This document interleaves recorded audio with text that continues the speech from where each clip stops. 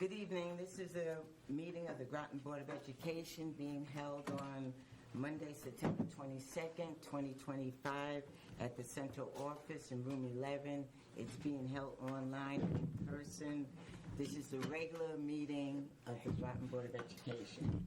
The first order of business is the Pledge of Allegiance. Can everybody stand?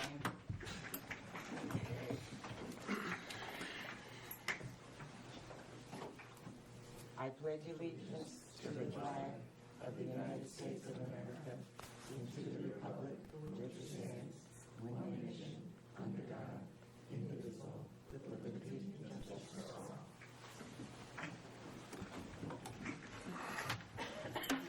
The next item on the agenda is recognition and participation of visitors and delegations. I guess we had the Martin Luther King Scholarship recipients, and I'll turn it over to Dr. Ackerman. Thank you.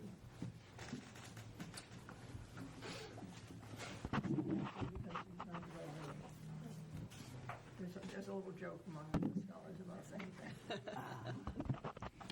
So if you would all come up with me. Yeah, item number 2.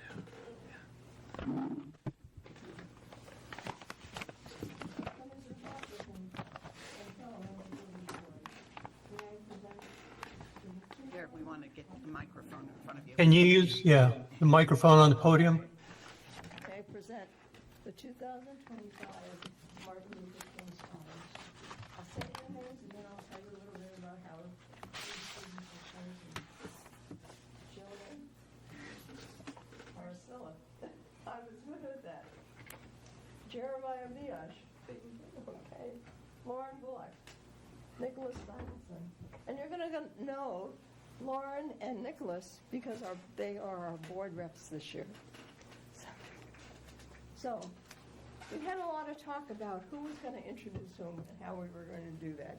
And as we practiced at my home the other day, we found that it was best if our scholars introduced themselves. So I'm going to turn it over to Jillian, and she's going to start in alphabetical order. We'll go. Oh, before you do that, let me tell you a little bit about how the scholars are chosen. We take a look at the application in terms of grades, community service, activities at school. The essay is probably the biggest thing on the application. But then the real determining factor is the interview. It lasts maybe 15 minutes, but it really does. If you make it to the interview itself, that's an enormous accomplishment. But then to be chosen among all of those students that apply and are chosen for the interview, that is truly a spectacular accomplishment. So there you are. Good evening. My name is Jillian. Jill, can you come to the mic? All right. Good evening. My name is Jillian Ursula. I'm very honored to be recognized as one of the MLK Scholars this year. I am a 4-year member of our girls varsity swim team at Fitch, and this will also be my 3rd year on our tennis team. I am founder and president of our school's Asian Alliance Club, which I created to promote equity and diversity within our school body.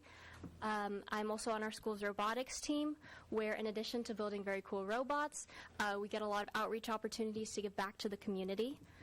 I'm a member of our school's National Honor Society, and this summer I attended Girls State, which is a leadership camp where we learn about government processes.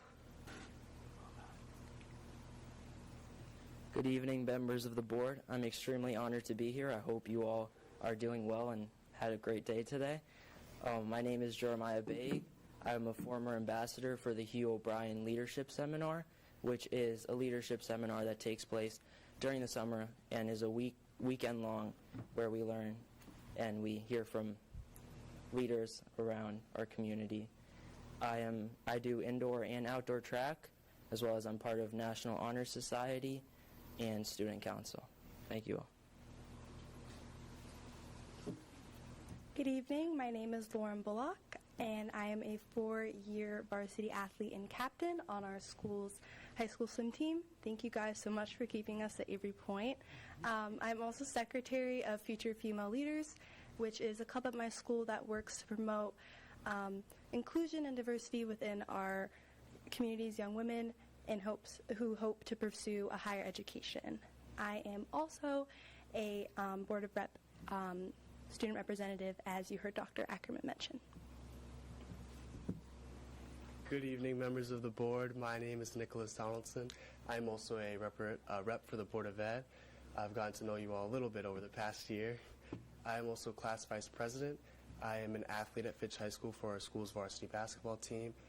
I also attended Boys State this past summer, which was a camp that you heard Jillian mention that taught us the governing processes, and they invited students who felt that they had the potential to become future political leaders in their adult careers. And I am also, excuse me, I also intend to do more sports this year, as in track during the spring. Well, it is nice to have 4 Groton students as Martin Luther King scholars.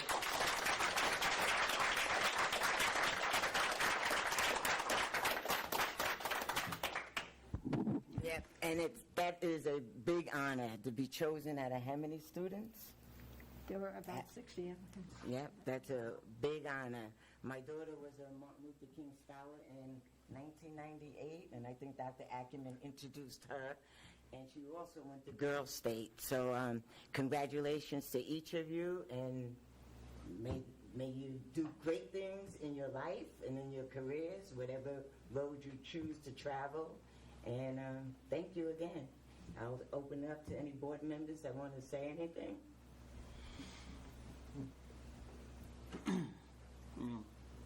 I just say thank you all for coming out tonight, and I'm impressed with each and every one of you, and I commend your effort and dedication to the community and your own studies and development as people. Thank you. And it's not easy to become a scholar. Oh, I mean, no. The process seems to be more difficult than it was years ago. Yes, Yeah. So that's a big accomplishment. Anybody else want to say anything, Dean? I have a question. What are you all going to do? Well, not you all together, but I mean individually, each of you. Unless you want to gang up together, that's good too. Sure. My intended major is to do biomedicine, and I intend to do that into anesthesiology. Okay. Get my doctorate. Cool. I hope to major in a nurse, and I hope to major in nursing and go to get my major. And I hope to get my master's in nursing to become a nurse practitioner, and I hope to do so at Northeastern or Providence College. I hope to major in biology with pre-med track, and I aspire to be a cardiologist. There you go. I'd like to pursue a career in mechanical engineering. Close enough. I was a civil engineer. And did you want to say anything about the dinner that they're going to be? Oh, I have the board's invitations here. Yeah. The dinner is on October 23rd, Thursday, October 23rd, Yep. at Foxwoods. It begins at 5 o'clock. And we'll have more information about that for parents on this coming Saturday. And it's a wonderful event. You fill the premier ballroom. We all right. do, as a community. There will be about 700 people there. And each one of the scholars will have 1 minute to tell us all, I guess, the story of the most important story of their young lives. And they will remember not to say thank you at the end. And never, ever, ever to say, you guys, I hope I did not hear that tonight. Well, we're looking forward to hearing your speech at the dinner. Yeah. Yes. Okay, very well. No pressure, no pressure. I'll also just say thank you and congratulations. You guys, it's really impressive the amount of work you've done, and we appreciate it. What did you say? I said thank you I heard that. for speaking. I heard you guys. You have no authority over him. Nobody We just had to talk about this about Nobody 15 is- minutes ago. So Congratulations again. Thank you. You can be You did a great job. You can be seated. Except for our 2 reps, they can come You have and a sit over special sign. have work to do. Next on the agenda is recognition for Dr. Ackerman, who is a K Master Board of Education member. And that means you've been on the board for 10 years. So, thank you. Thank you very much. And then I'm going to let Mike say something.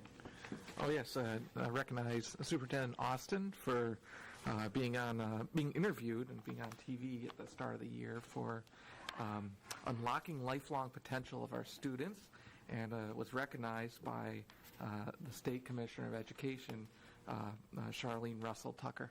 So thank you for representing us and doing Groton proud. I'm always very proud of Groton, everywhere I go, and our students. And tonight is the first regular board meeting for our new board member, Sean. So welcome to the first regular board meeting. You already participated in the CAL and the policy meeting, but this is a regular board meeting, so welcome aboard. Thank you. Excited to be part of it.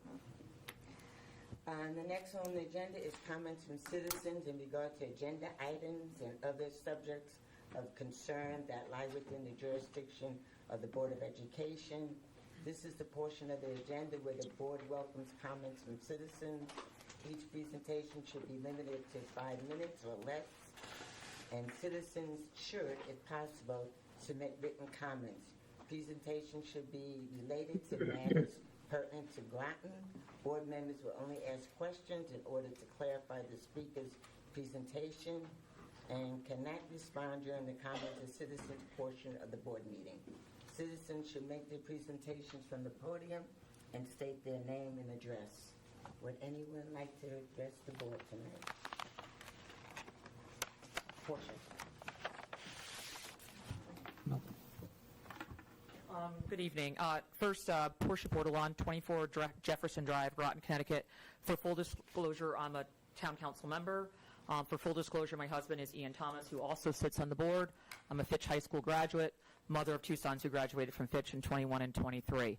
First, I'll start off with saying congratulations to the students for the MLK Scholarship. It's such an honor.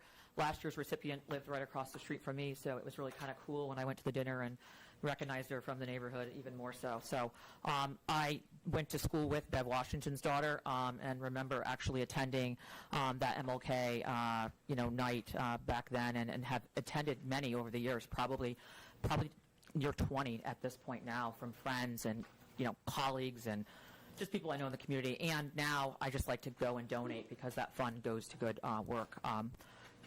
Anyway, so congratulations to you all, and I wish you all great success on your adventures, and I hope you do get involved in politics and local government.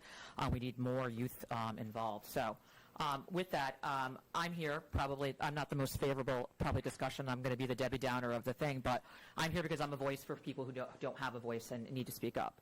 I know I've brought up in the past about bringing back some of the honors level classes that just kind of fall away, like in 11th grade. All of a sudden, honors level English just disappears, and you're told to go to IB or AP.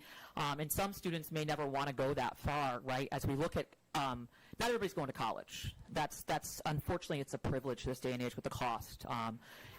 As a mother of 2, one of mine joined the military here, stationed on the USS Virginia. At the time, we didn't have an ROTC program that I was advocating for. We since then have gotten one. And my next son went through the ROTC program, which helped him secure a full ride for 5 years in an engineering program up at Maine Maritime Academy. So it is important to fund programs at their finest. It's not just the IB or the AP classes.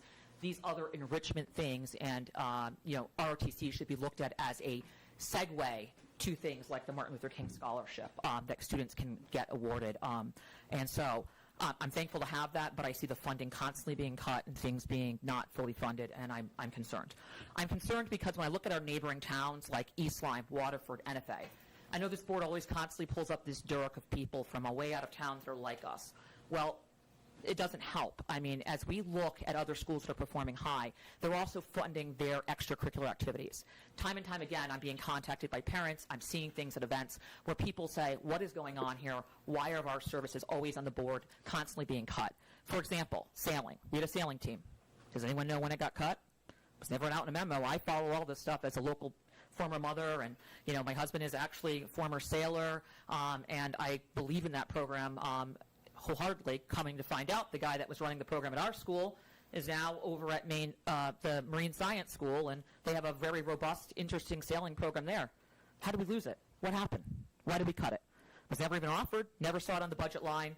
As a person who looks at the budget every year on the Groton Town Council, never once when I approve the budget, which I'm a full supporter of education, I always vote what the number is for the budget. Unlike many, I always support it. But I have no control over where the Board of Ed chooses to put that money within each item line. And that's what I'm advocating for. We need to make sure we are funding everything. People need enrichment, they need access, and they need fair and equitable treatment. Programs just being cut last minute is not fair. So now we lost the sailing program. Swimming program, out of nowhere, all of a sudden, the swimming thing was thought to be cut, going to go here, people running around. Why is everything at the 12th hour in our town always on the verge of being cut and no one not knowing what is going on? That is a concern. I'm also concerned because as I sit and listen to these meetings, I listen to them all because I like to stay involved, and I'm a firm believer in advocating for education and fair and equal access because not everyone has parents who can advocate, and not everybody wants to come up here and speak or they don't have the time.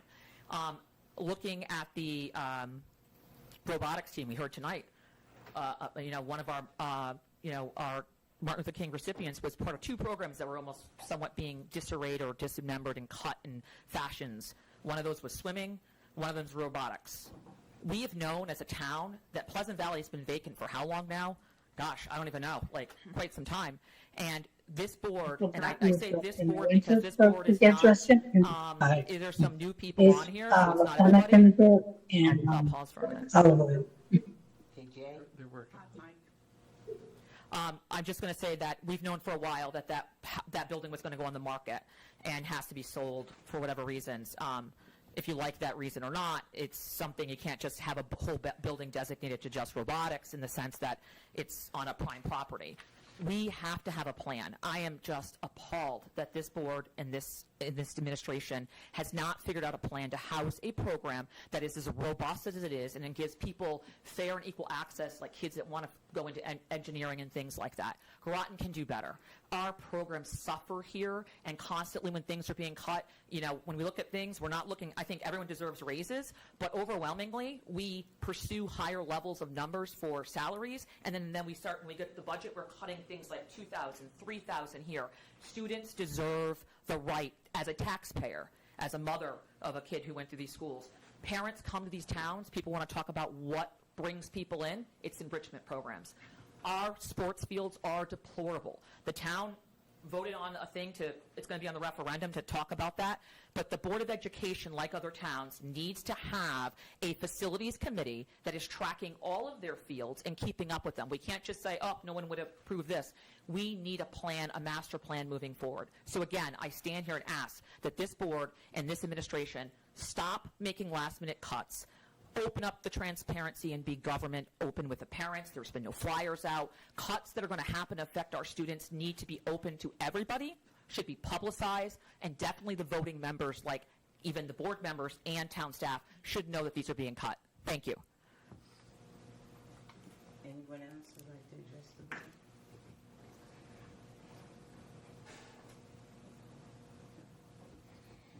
Okay, the next item is response to comments from citizens. Next item, student representative report.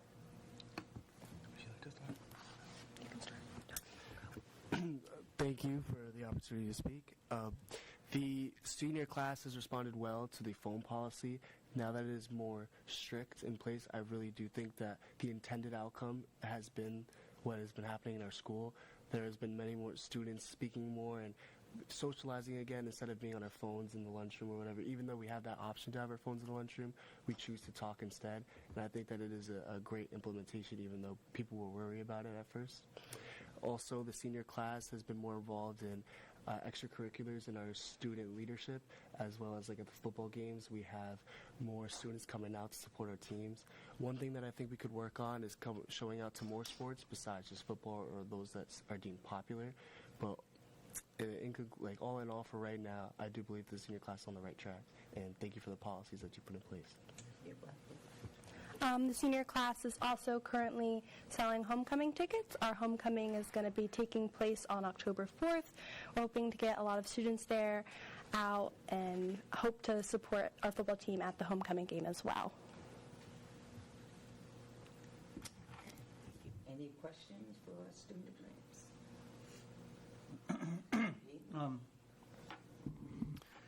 From what you've heard amongst the students, are there any pressing concerns that we should be aware of as far as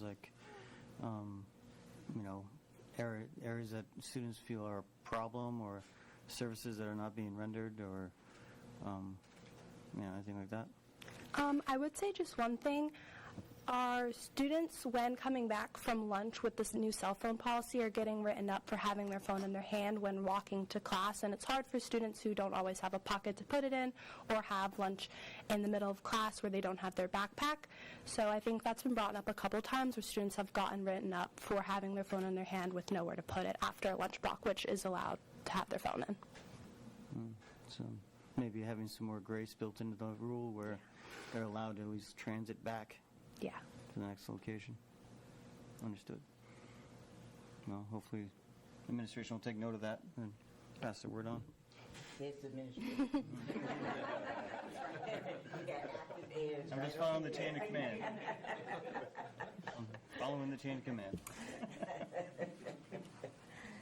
All right, well, thank you.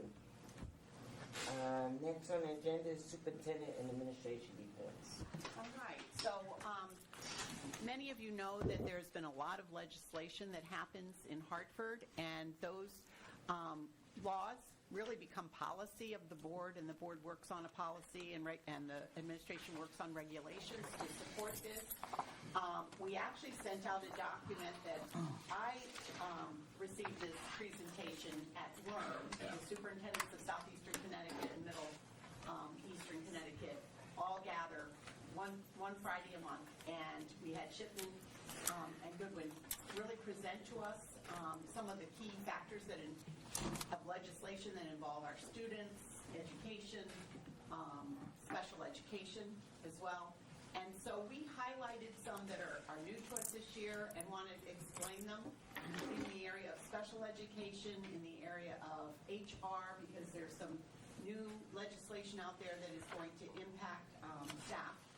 And also attendance. And attendance is one of our big goals, really getting everybody back fully attending as much as possible. But I've just heard of a COVID kind of ramp up across the district a little bit. So it's still around, but hopefully people are recovering better and sooner, quicker.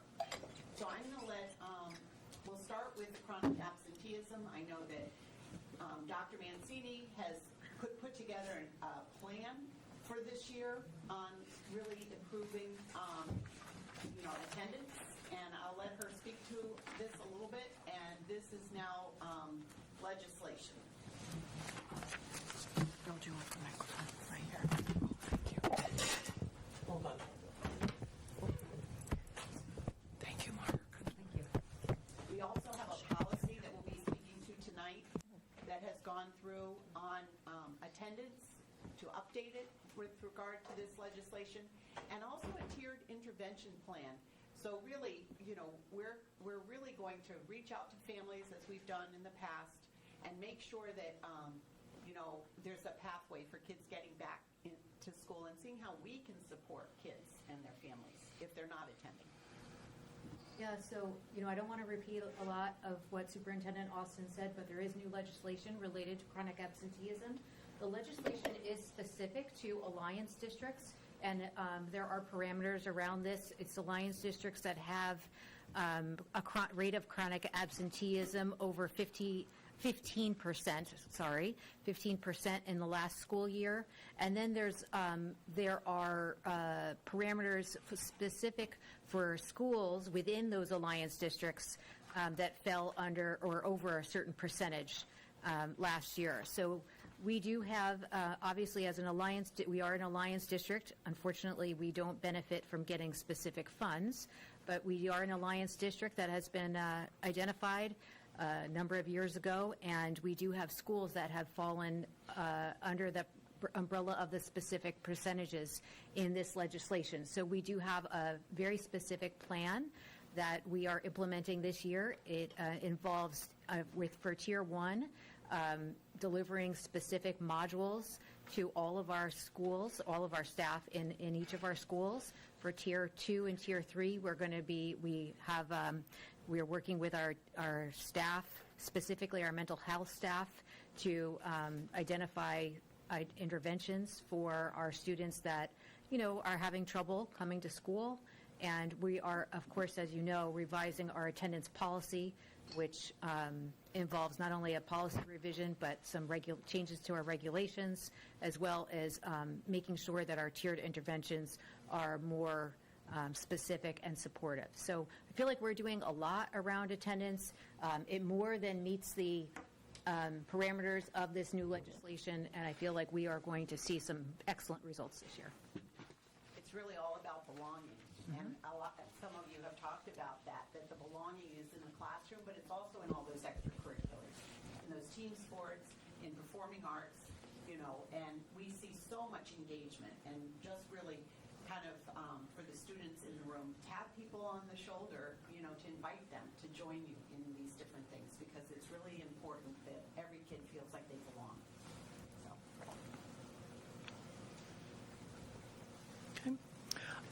So good evening, everyone. I'm going to address the next few slides. I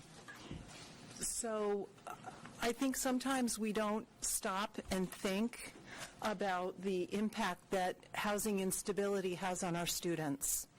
So when we think about housing instability, we don't realize that oftentimes our students are focused on where they're going to sleep at night, or where their next meal is going to come from, or how they're going to have clean clothes to come to school.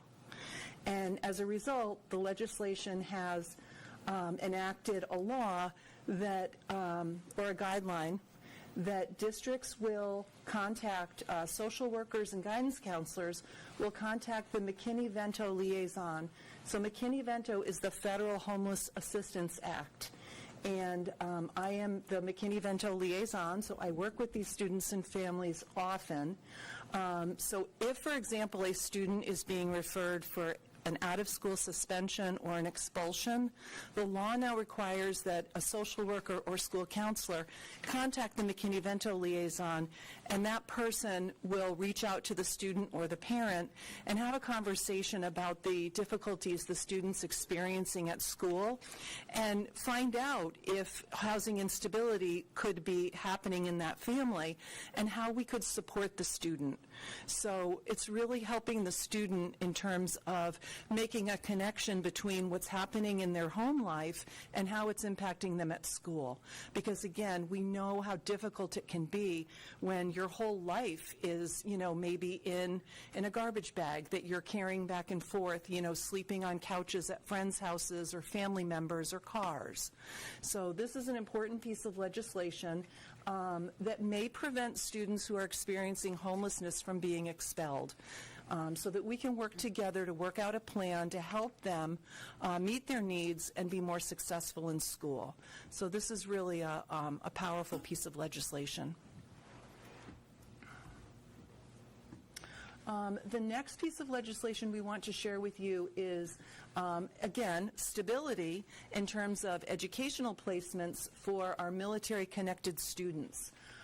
Because we are a district that has a large number of military students, I'm proud to say that we already have some really consistent protocols in place for how we welcome military students into our district, how we review their individual education plans or 504 plans if they move to our district with a plan. The law now kind of codifies these procedures in terms of the sending district being required to share records with us within a certain period of time. We also are required to share records with the receiving district. We're required now to hold a meeting within 30 days. Our goal has always been 10, so we're a little bit under the limit.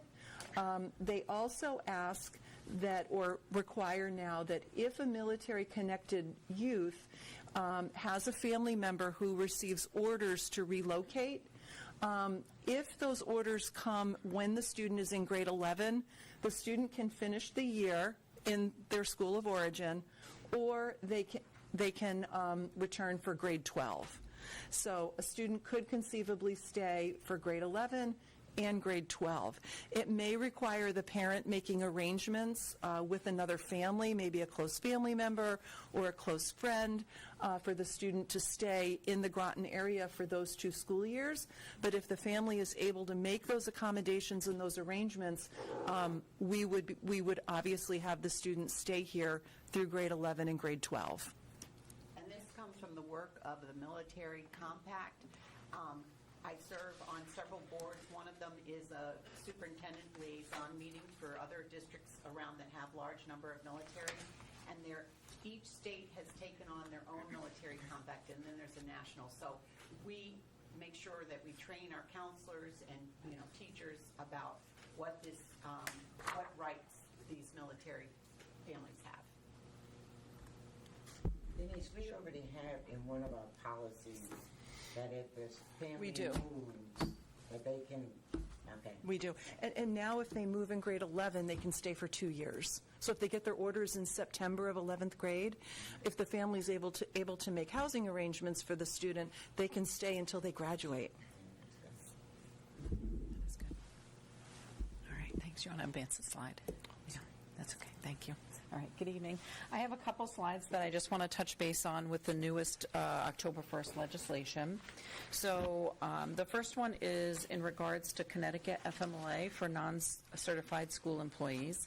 So previously, the Connecticut FMLA excluded Board of Education staff members, but as of October 1st, the legislation has modified the Connecticut FMLA guidelines to now include board member staff members for non-certified staff members only. So this legislation, this entitlement would not apply to certified staff members, teachers, special service providers, administrators, however, will apply to all of our non-certified staff members going forward.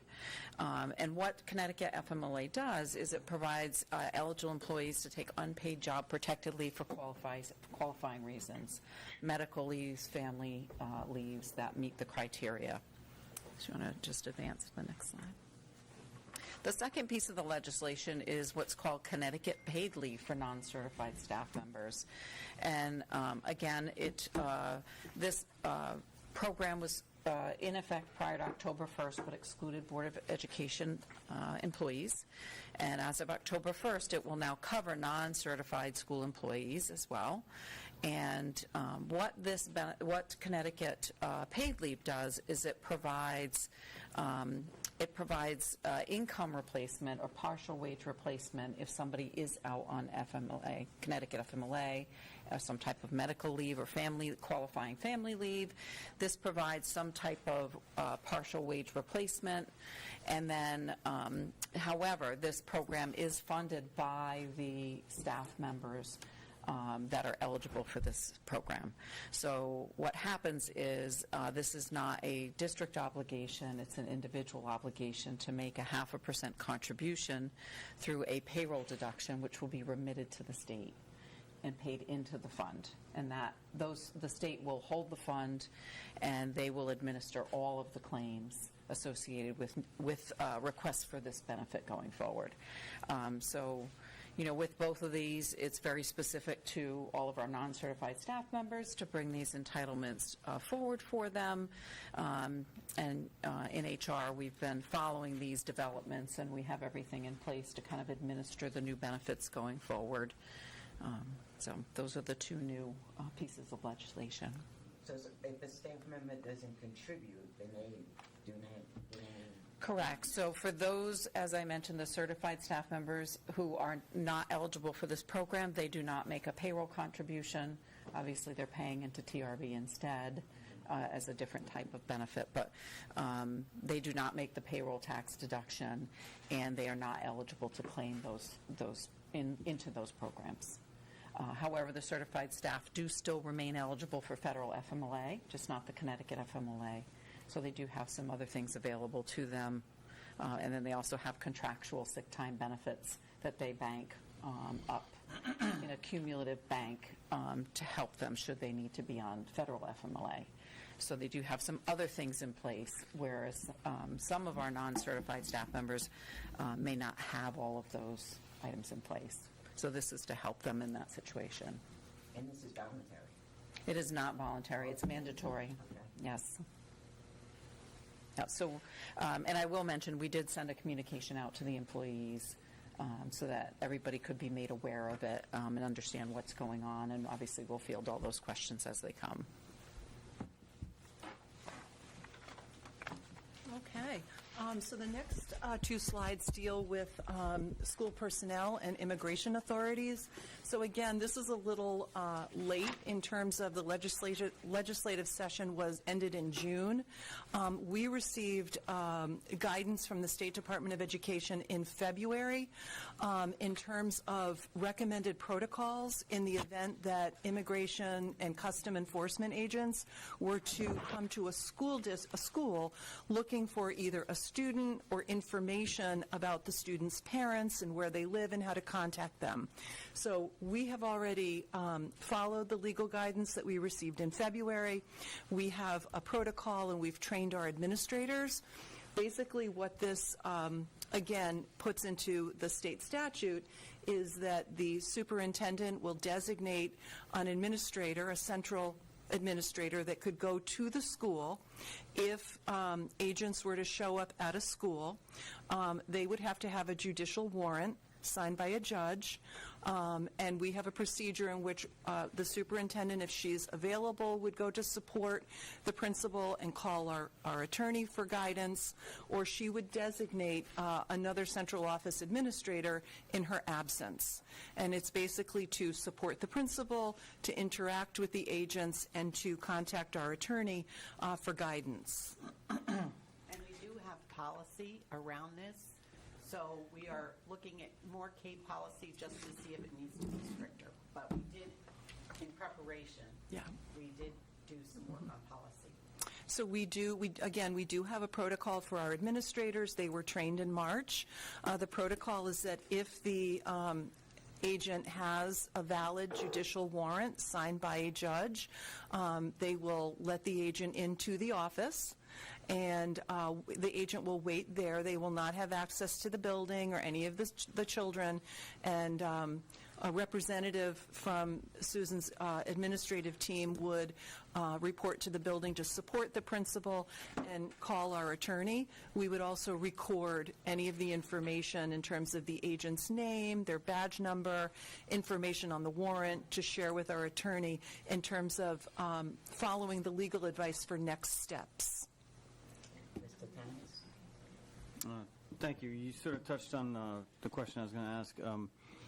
To my understanding, Connecticut just recently also passed a law that prevents masks and doesn't allow for ICE agents to be wearing masks when they conduct their actions. Okay. Is that correct? I'm not sure about that in the schools, but I know they have to provide, the one in our protocol is that we ask the administrator to ask the agent for identification and to take a picture of the identification so we can share it with our attorney.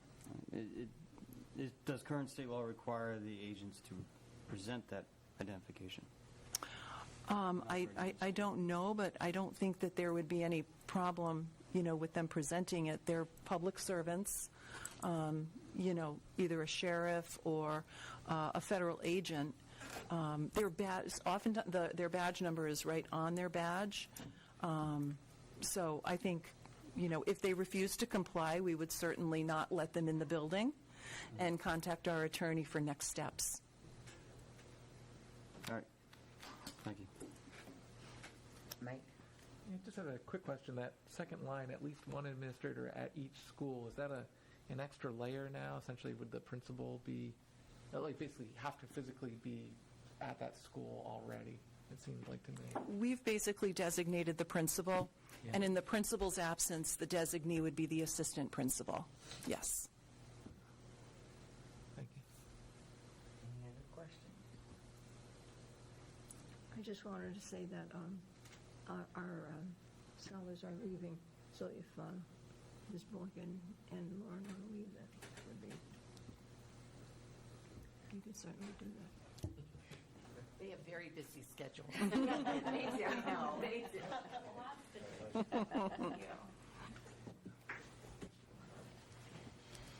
Okay, the next slide has to do with a primary disability category that we use oftentimes for our preschool students. The disability category is developmental delay, and this is for preschool age students who have global developmental delays, often in speech, cognition, social skills. It has now, the age in which a child can be identified as developmentally delayed has changed. In Connecticut, it used to be 3 to 5, meaning we had to identify the child with a different disability at age 6, which can be challenging because when they're young, you're not always sure, what is causing the delay. So Connecticut has now changed the age span for children to be identified as developmental delay to 3 through 8. So now we don't have to identify that child with another disability until age 9.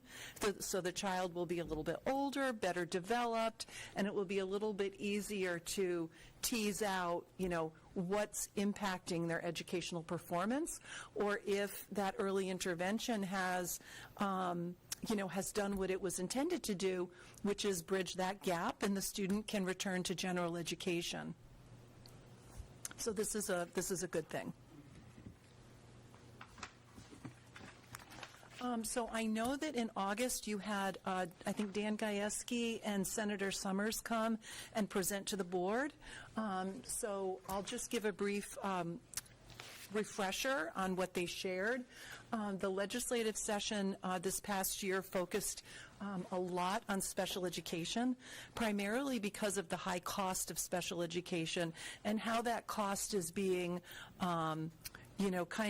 transferred to the taxpayers in all of our communities.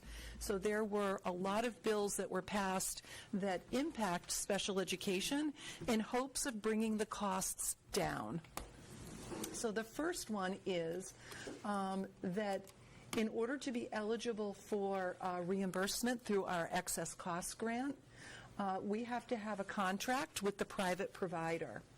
And we have always had a contract with our private providers, but the legislation has added some caveats to those contracts. One is that the private provider, and these are mainly outplacements, as well as magnet schools and charter schools. They now need to submit their base tuition for special ed services in the contract, as well as an explanation on how they arrived at those costs. And that has to be provided to the districts no later than December 31st. Preceding the school year in which they are to be provided. So this, I believe, is intended to give districts a leg up on their budgeting so that we know what the costs are going to be for the following year. Would this be like, for example, Learn? This would be their Ocean Avenue Learning Academy, Waterford Country School, Bradley School, New London Regional. Yes, those are a lot of the schools that we use. So the next piece of legislation really prohibits those charging entities, which is the magnet schools, the charter schools, and the approved private special ed providers, from increasing the tuition during the school year. And I have to say, it is rare, at least with the schools that we work with, that they increase the tuition throughout, during the school year.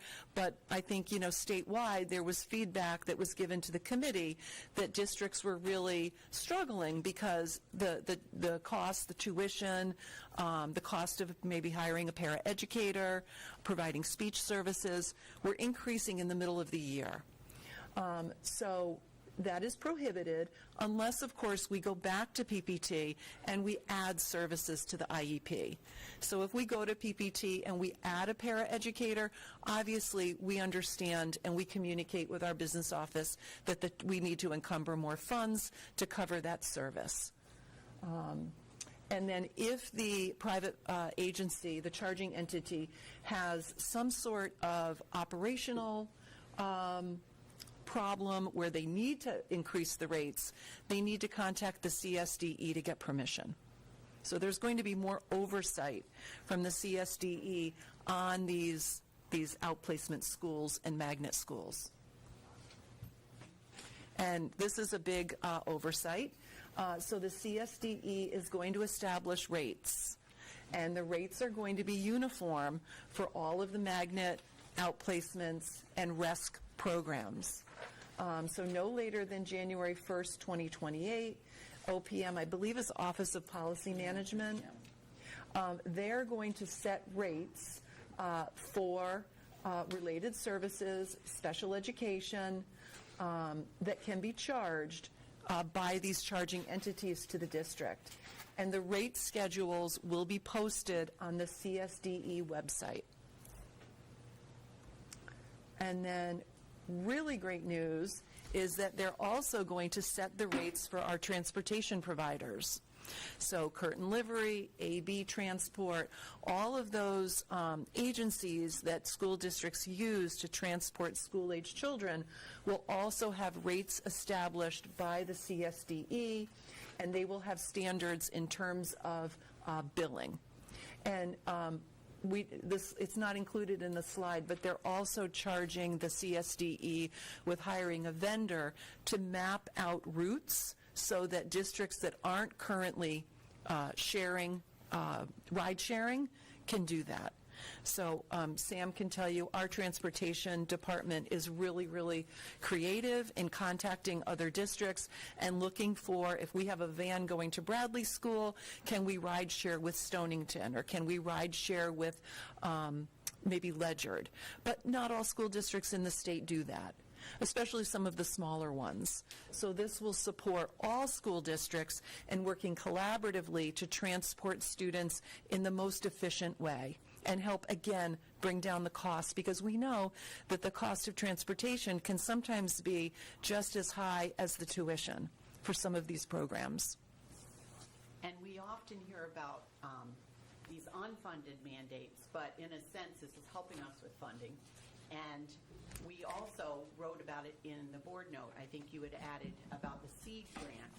So contributing specifically to special education, which is going to help our district afford 2 special educators with some of our increased caseloads, and also part-time speech language pathologists. And those funds will go directly into our budget to help us support those staffing. So we often hear the negative side, but there are some positives out there. Yeah. Yeah. Do you know, with the rates, is it going to be a statewide uniform rate, or is it going to vary by, like, region? Because I imagine like, the rates would probably go up or down if it's just one. Yeah, I can't really answer that specifically. We're all kind of wondering how the CSDE is going to get all of this work done, because they were tasked with a lot of things to do. But there's definitely a focus on alleviating the burden on the local education agencies in terms of outplacements. So there's the SEED grant, that's the Special Education Educator Development Grant, that can only be used to hire staff working with students with disabilities. It cannot be used to hire additional administrators, and it cannot be used for any third-party contracts. So we couldn't contract with Learn for a speech pathologist.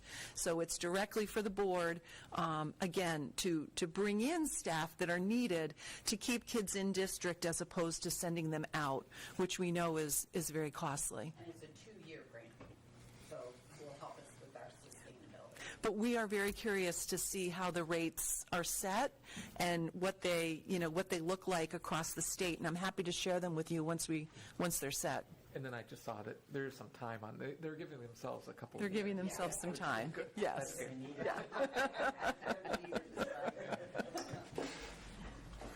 Could you look into, Denise, what Ian asked about the mask? Are the ICE people Absolutely. allowed to wear masks? Absolutely. Yes, I'm happy to. Yeah. If they have to identify themselves, I would think they'd have to identify themselves, Right, with an identification. The question is, how strict is it a law, or is it a courtesy, or is it a thing that is there any wiggle room there? I would rather find out now than later. Yeah. Yeah, we can find out. Thank you. And you could just put it in board notes first. Okay, sure. Any other questions for Lori and Denise and Anne Marie? No? Okay. Good, thank you. Thank you very much. I know you all are heading, We're going to swap seats. and we're going to swap seats with Rita and Steve. Next, we have a report from my esteemed Director of Finance.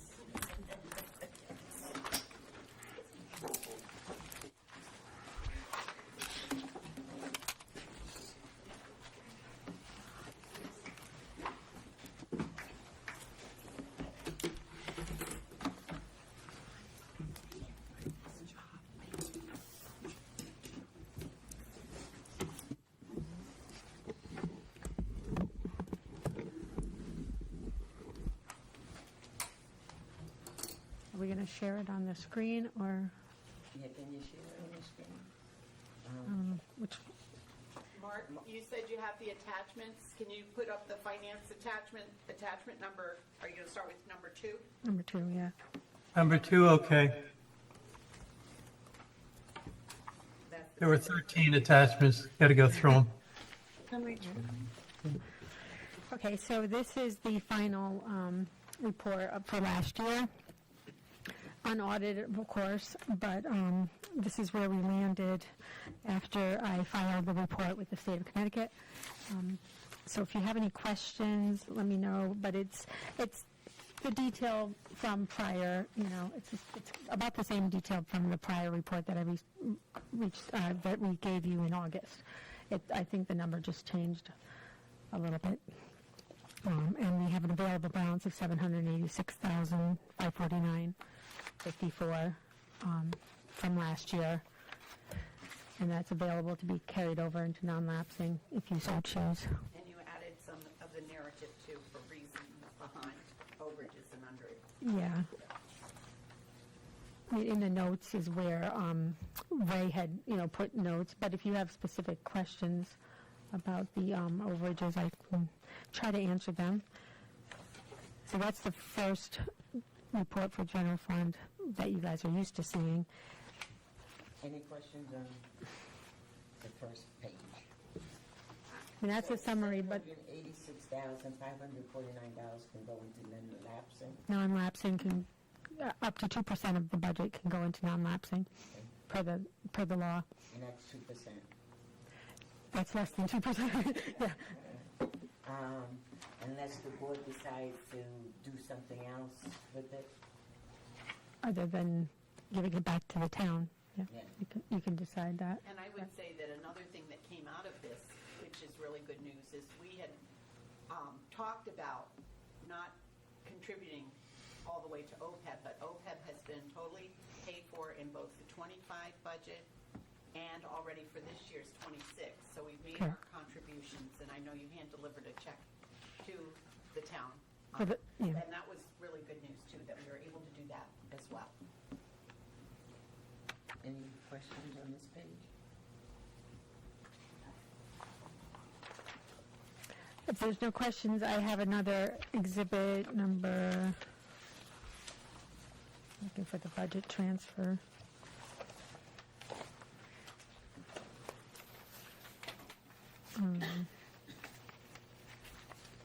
I believe it's maybe part of attachment number 2. Can you scroll down, Mark, to see if it's there? Yeah, it's the last page. There we go. That's it. We got it. Yeah, scroll down. The function. Keep going.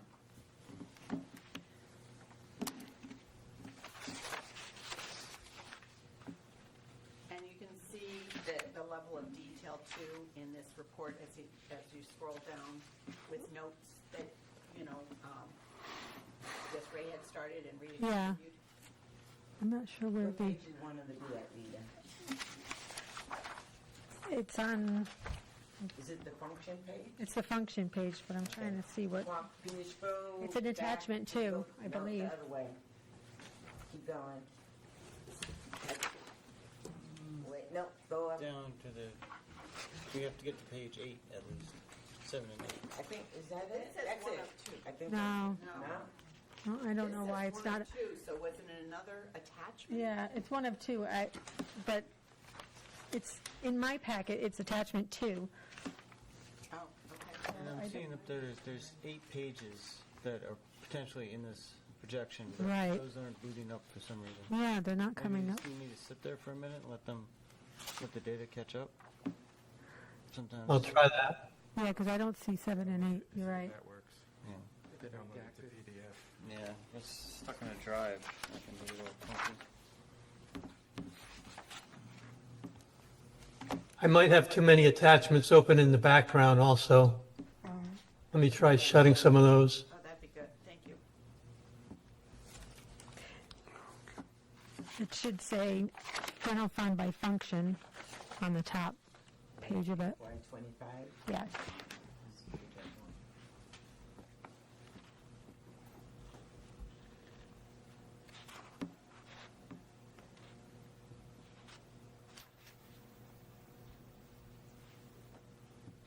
They're still not coming up here.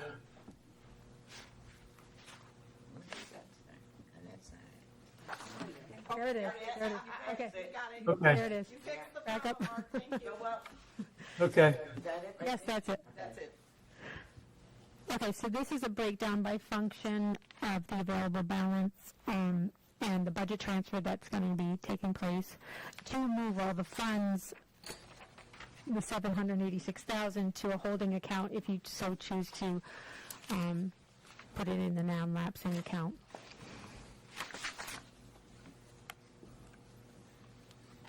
Are there any And questions? this is what you were talking about, the true up at the Yeah, end. And- right. And this will help us even in budgeting in the future to get us really an idea of what is needed. Right.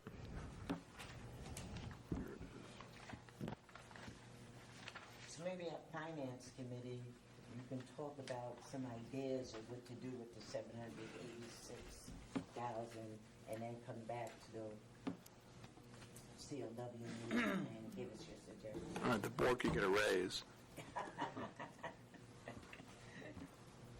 That might, I think there really are only 2 choices. We can put it in non-lapsing or give it back to the town. I don't think we can do anything else with that. Right, and I believe No. No. Not now. It's last year's money. It's last year's money. you spend it in this year for, you can spend it from the non-lapsing. correct. That's Correct. right. It has to go, it has to pass. Yeah, Right. yeah, Right. yeah. And there were a lot of cuts that we, or, you know, when we had to, the 2.4 million. So looking at our budget going forward, I think will be really important for us to ascertain what is going to be needed for this year. Well, I'm sure the board will not want to give it back to the town. And I see that it's on the agenda, and the budget the policy on the non-lapsing is that it has to be voted on by the 30th of this month. Yeah, that's, So that's why we're here. Yeah, that was my next question. yeah. So, Well, that's next week. Well, it's, yeah, but it's on, it's, But it's on the it's on agenda. our it's on. Okay. Yeah, we're we good. got it on. Ian, I just wanted to take a minute to thank Rita. This layout is very easy to understand, and so I'm looking at the columns. The unaudited available balance, that is basically showing where the shortages were, and then these budget transfers are what is needed to slide over. Correct. And then the $786,550 surplus is at the bottom, and then showing like basically that everything else is zeroed out. Correct. So are we going to vote on those budget transfers as en masse, or is that a thing that we have to just validate? I believe so, because it's by function in the Right. policy. So that's why I gave it to you as simple as I could, and made the columns red if they were in the negative. Yeah, this is They've gone to the black, if Right. you like. pending. Right, this is. Well, when do these transfers happen? I guess They haven't happened yet. Okay. I'm asking, So this is the proposal. this is the proposal of what the end of last year is, and correct. So is that an action item that we're anticipating tonight to finalize the function transfers to true Not up sure if the- we put that on there. Well, we have a motion to move to non-lapsing fund. Maybe That'd when we be the get there, that could be amended to We could do include an incidental motion. to true up the transfer, because They're one kind of has to related. happen for the other. Right, well, so Robert's Rules has a function, has a mechanism to do that. It's called the incidental motion. So you can have an incidental motion that's like a functionary thing, in order to like get to the main thing. So if we have to, we can go through that. Just add it to the motion. I've got a small technical. I know, like when we budget, we can't put cents in. It's just dollars, no cents. Can we transfer? I rounded them all up just because. Just at, like the motion we've got, like it's exactly, 54 cents. I don't know. Are you saying, can you? To be perfectly honest, when I've always brought budgets to the board, they've always been rounded, so that's why I rounded it up. But if you are voting on it, you probably have to vote on the 786, 549, 54. We don't necessarily have to. I don't. I rounded it up so it's easier to read, and Yeah, for sure. that's up to you. But when I bring budgets transfers to the board going forward, they will not have cents on them. In terms of monetary. Yeah. It's just, Thank you. Any other questions? We're going to go to the healthcare.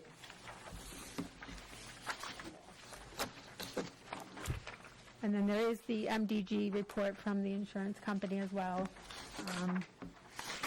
It's running favorable for the first 2 months. I will be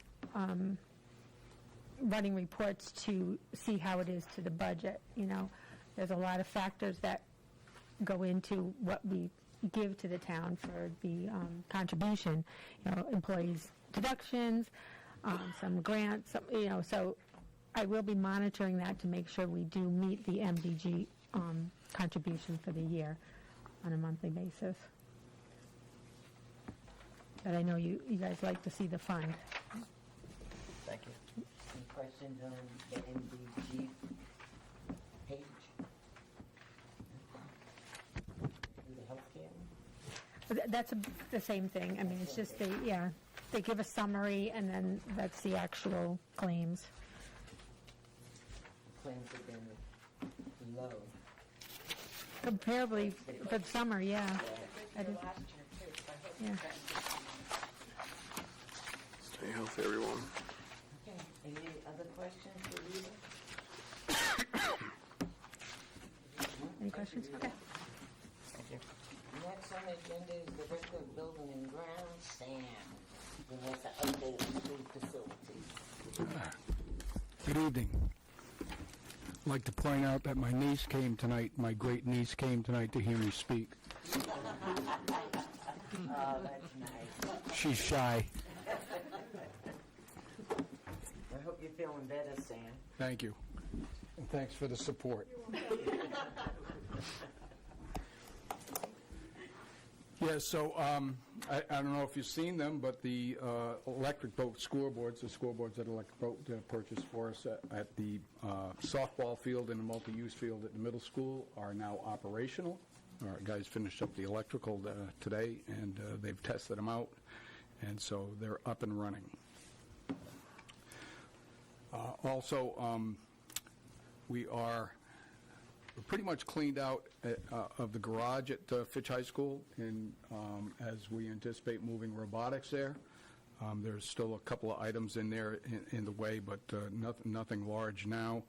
I'm still awaiting the estimate from the mover of the heavy equipment.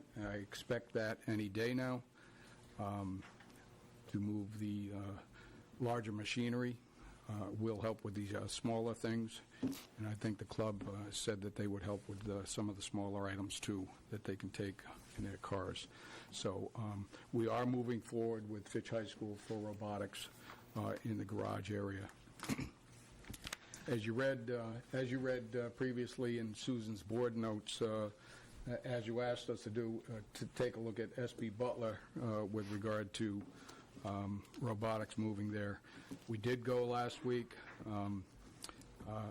Between the expected expense and the amount of time that it would take to do that, we would need an environmental review, look at asbestos, mold, lead paint, paint's peeling because the building's been closed up so long, that sort of thing. There's a lot of mold in the building right now. So between those expenses, that's why it was determined that we would continue to move on to Fitch High School. And we know there might be additional spaces needed. Matt Brown's aware that they might need classroom use also, and they will be using the wood shop for different projects as well. So we do want to make sure that along with the auto shop, there'll be other spaces that they can use. So, if there are any questions, be happy to try and answer them. Dean? So I'm curious. I mean, this is just looking backwards and won't help this year. But so what? The stumbling block for Mary Morrison was the lack of a sprinkler system, a fixed sprinkler system, right? Yes. As determined by the fire marshal. Right. I can only imagine what the cost of that retrofit would be. But do you have a close something that's actually a number other than wow? I don't. Okay. One of the mentors in the program had a portable fire suppression system that he showed to the fire marshal, but that wasn't acceptable. Okay, so we would have to sort of retrofit a sprinkler system into the building if we wanted to continue to use it, or use it for robotics. As I'm curious now, what would it take to, because we're talking about the expense of getting into Butler. Again, not going to happen, but so Butler requires X amount of work. If you had to choose between the two schools, this is just a hypothetical at this point, choose between the two schools, what's more expensive? The sprinkler system at Mary Morrison or, rehabbing Butler for this purpose? Either's going to be a big number, I think. Yeah, Mary Morrison is in better physical condition than SB Butler is at this point with the mold and all of those things, right, in addition to everything else. Sprinkler systems would probably be equally expensive at either building. Okay. Oh, so the fire marshal would have required a sprinkler system at SB Butler. We didn't get that far to go to the fire marshal. I see you didn't. Okay. And it's a K-5 elementary school that, depending on where we are with our enrollment numbers, we might need to open up at some point. So the school at SB Butler was already turned over to the town, so it no longer has its K-5 established elementary. No, I understand the advantages of one over the other, just as buildings. Yeah, okay, I was just curious. See if there were any numbers attached to that. I wanted them home to Fitch, and I want it to be a really positive experience. And, instead of in an empty building, we have security, we have people there, we have teams there. So I'm really, hopeful that this is going to be a real win.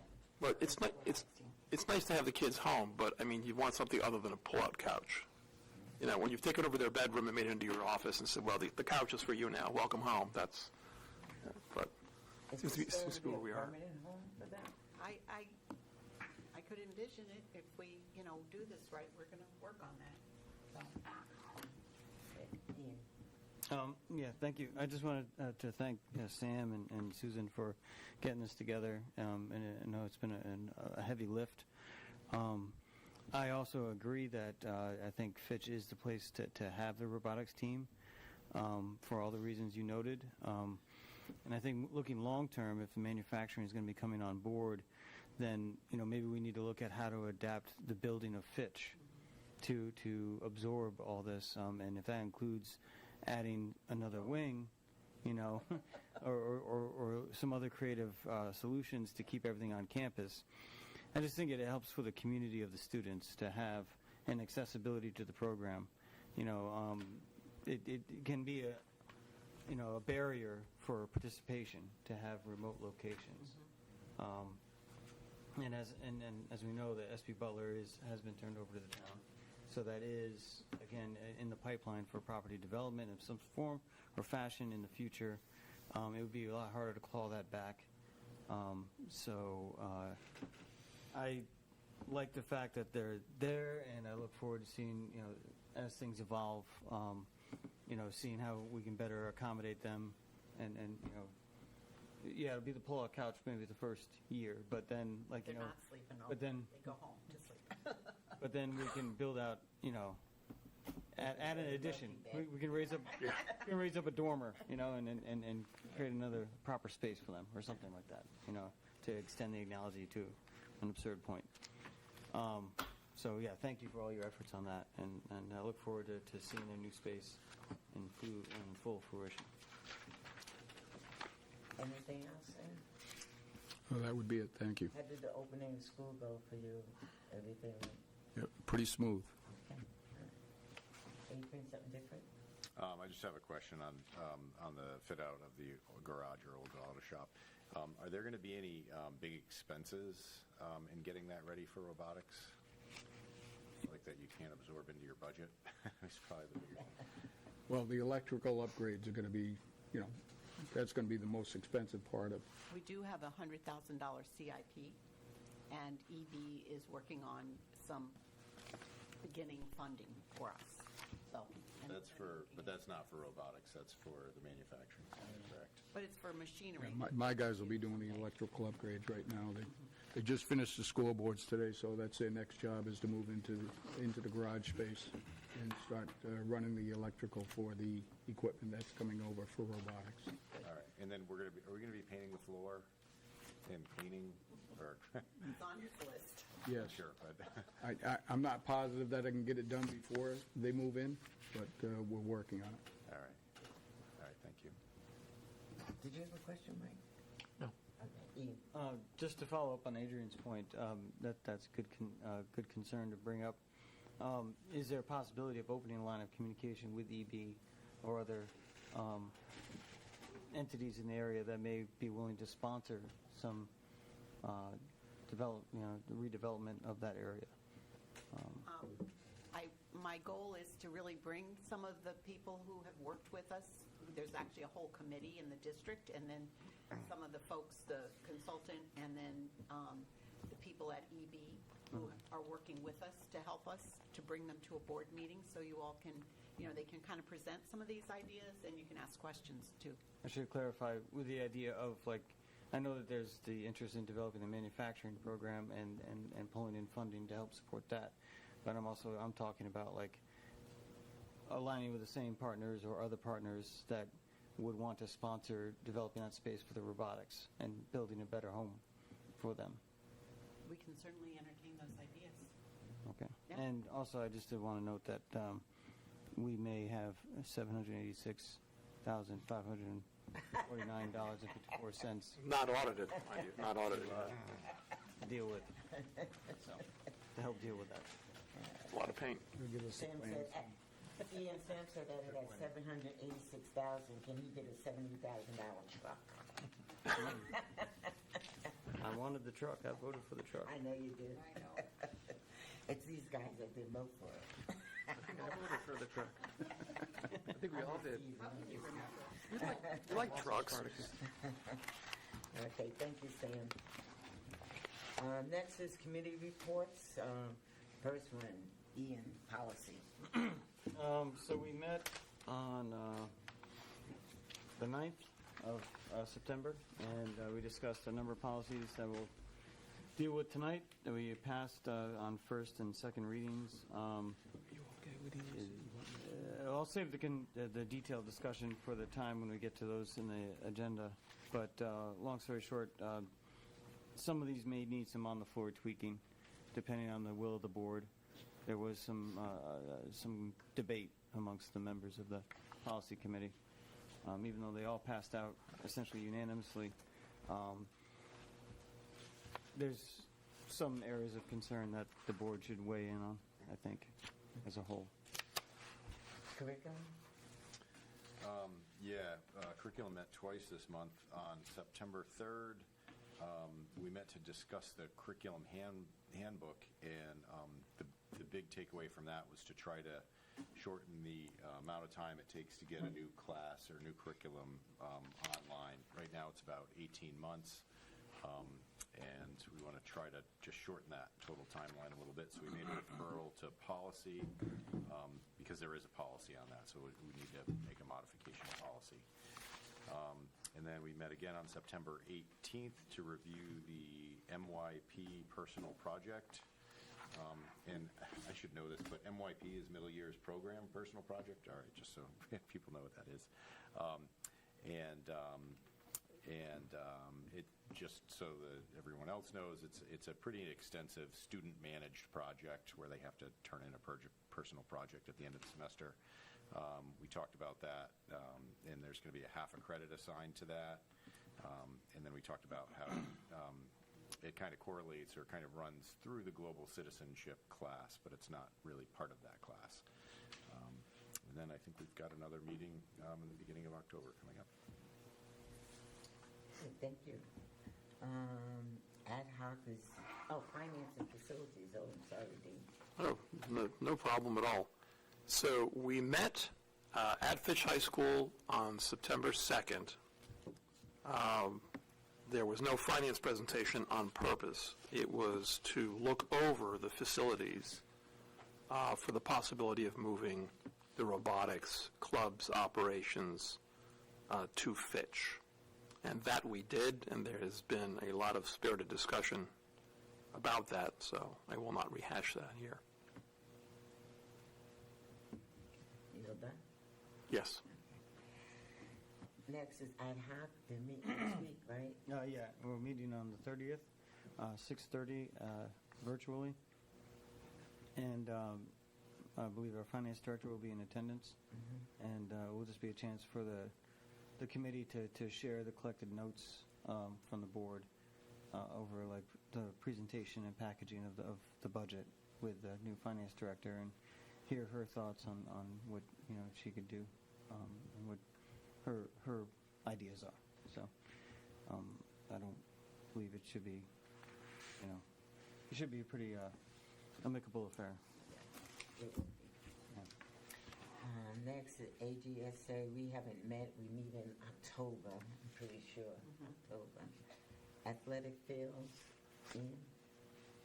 Unfortunately, I was not able to attend, so I'll have to get back to the board on that. It is online. I haven't had a chance to review the video yet. Learn. Unfortunately, I was out of the state when Learn met, but I'll forward the synopsis of the meeting to you guys, and then you can read it yourself. Library is Matthew's old job, and he's not here. We'll have to think of somebody else for library and trails. Okay. Anything else for committee reports? I think that's all. Beverly? Yes? Oh, Beverly. Communications met on September 11th. We received a communications update. We discussed family and community engagement. We talked about the Groton Public Schools website, and we had a brief discussion about reviewing the communications plan. And that is online, and the minutes have the handouts. They're always very interesting. All right, thank you, Jay. The next item is consent agenda, and that's attachment 3, 4, and 5. Any discussion on the consent agenda? Well, minutes? I move the consent agenda. Okay. Now we can discuss it. Got a requested modification. Well, we need to second that first, Second, Thomas. and then we can discuss Second, it. Thomas.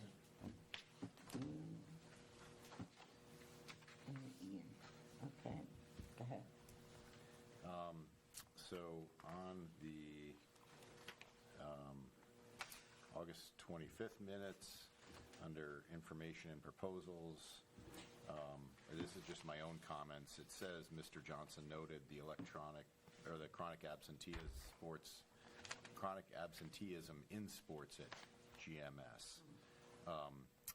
So that's it was chronic absenteeism in relation to sports. So I wrote out what I'd like it to say.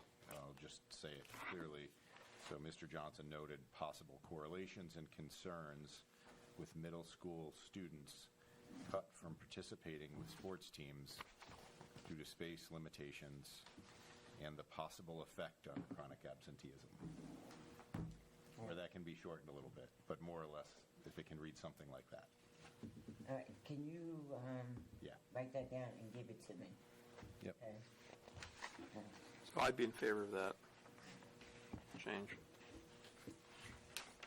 Any other corrections or comments about the minutes? Okay, then. All those in favor of voting on the consent agenda as amended for the meeting of August 25th, say aye. Aye. Opposed? Jay? You a yes or no? Jen, aye or nay?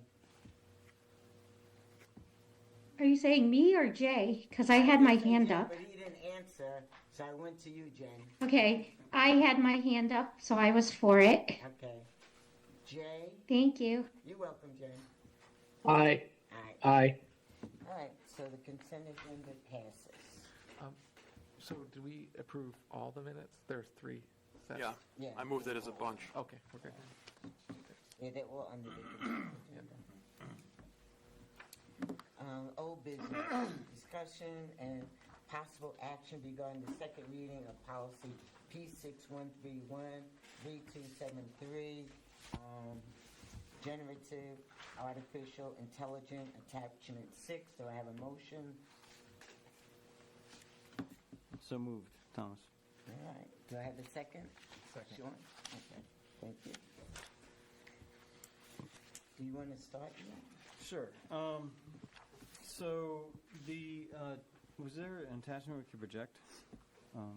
It's number That was the number 6 attachment, Mark. It's in the agenda. Okay, hold on.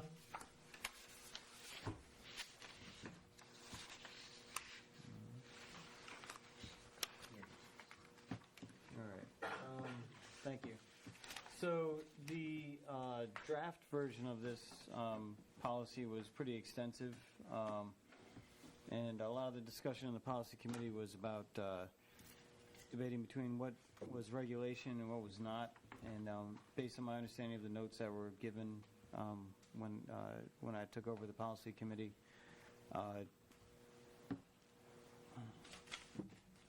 Jody Goler, right, from CAVE had offered a lot of notes on some suggested revisions and what could be in regulation and what should be in policy. And so the general discussion of the committee was debating whether or not, certain details should be addressed in the policy itself versus what should be deferred to the regulation and the administration to articulate in regulations. So some of the discussion, so what you see before you tonight is drastically reduced compared to what was drafted initially. Now, so that's one philosophical debate I think the board, I would like to hear the board weigh in on, as to like where the document was as far as like when it was last discussed by the board in August, and versus what's been taken out and relegated towards regulations. So I would just kind of open it up like that. I did keep a lot of the stuff that we cut in a draft document. So if there's a desire amongst the board to re-articulate the policy to be more detailed, we could reconstitute it if that's the desire of the board. So I'm confused by that statement because the attachment I have has like changes marked out. I thought that was since the first reading, and there doesn't seem to be many. On the bottom there. Yeah, it seems like these were the only changes. I don't have my first reading version, but if you keep on going down, it just didn't seem like there was much change at all. There was a lot more. And I think if I might, there was a lot more. We said that should be regulations because there was a lot of detail. But where's the red? Right. Where's the whole? I actually have both copies, and there's really it doesn't seem like a large swath of it was changed. Like it seems like mostly collaborative approach was changed, like it says, but I think, because I was questioning that myself, but looking at both copies, this is kind of mostly what we approved. Faulty memory. Sean, you want to say something? No. Okay. Any other questions? I still think we should have had ChatGPT write the policy.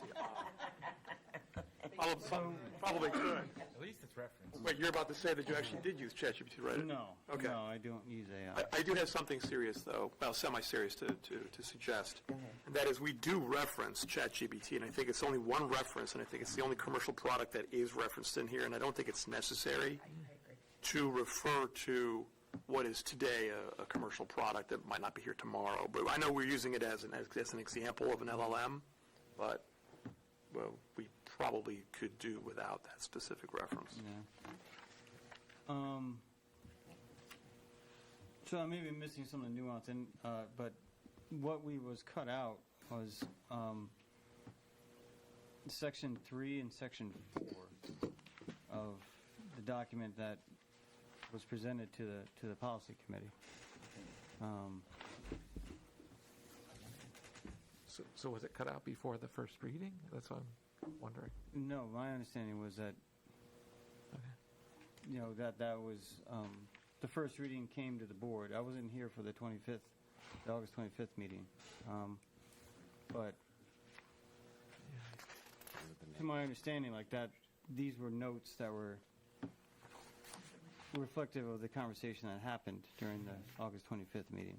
Right. And then it was referred back to committee, passed as a first reading and referred back to the committee as in part of the normal process, with the idea that Jody Cabe would give us notes on it as to what could go to regulations and what should stay.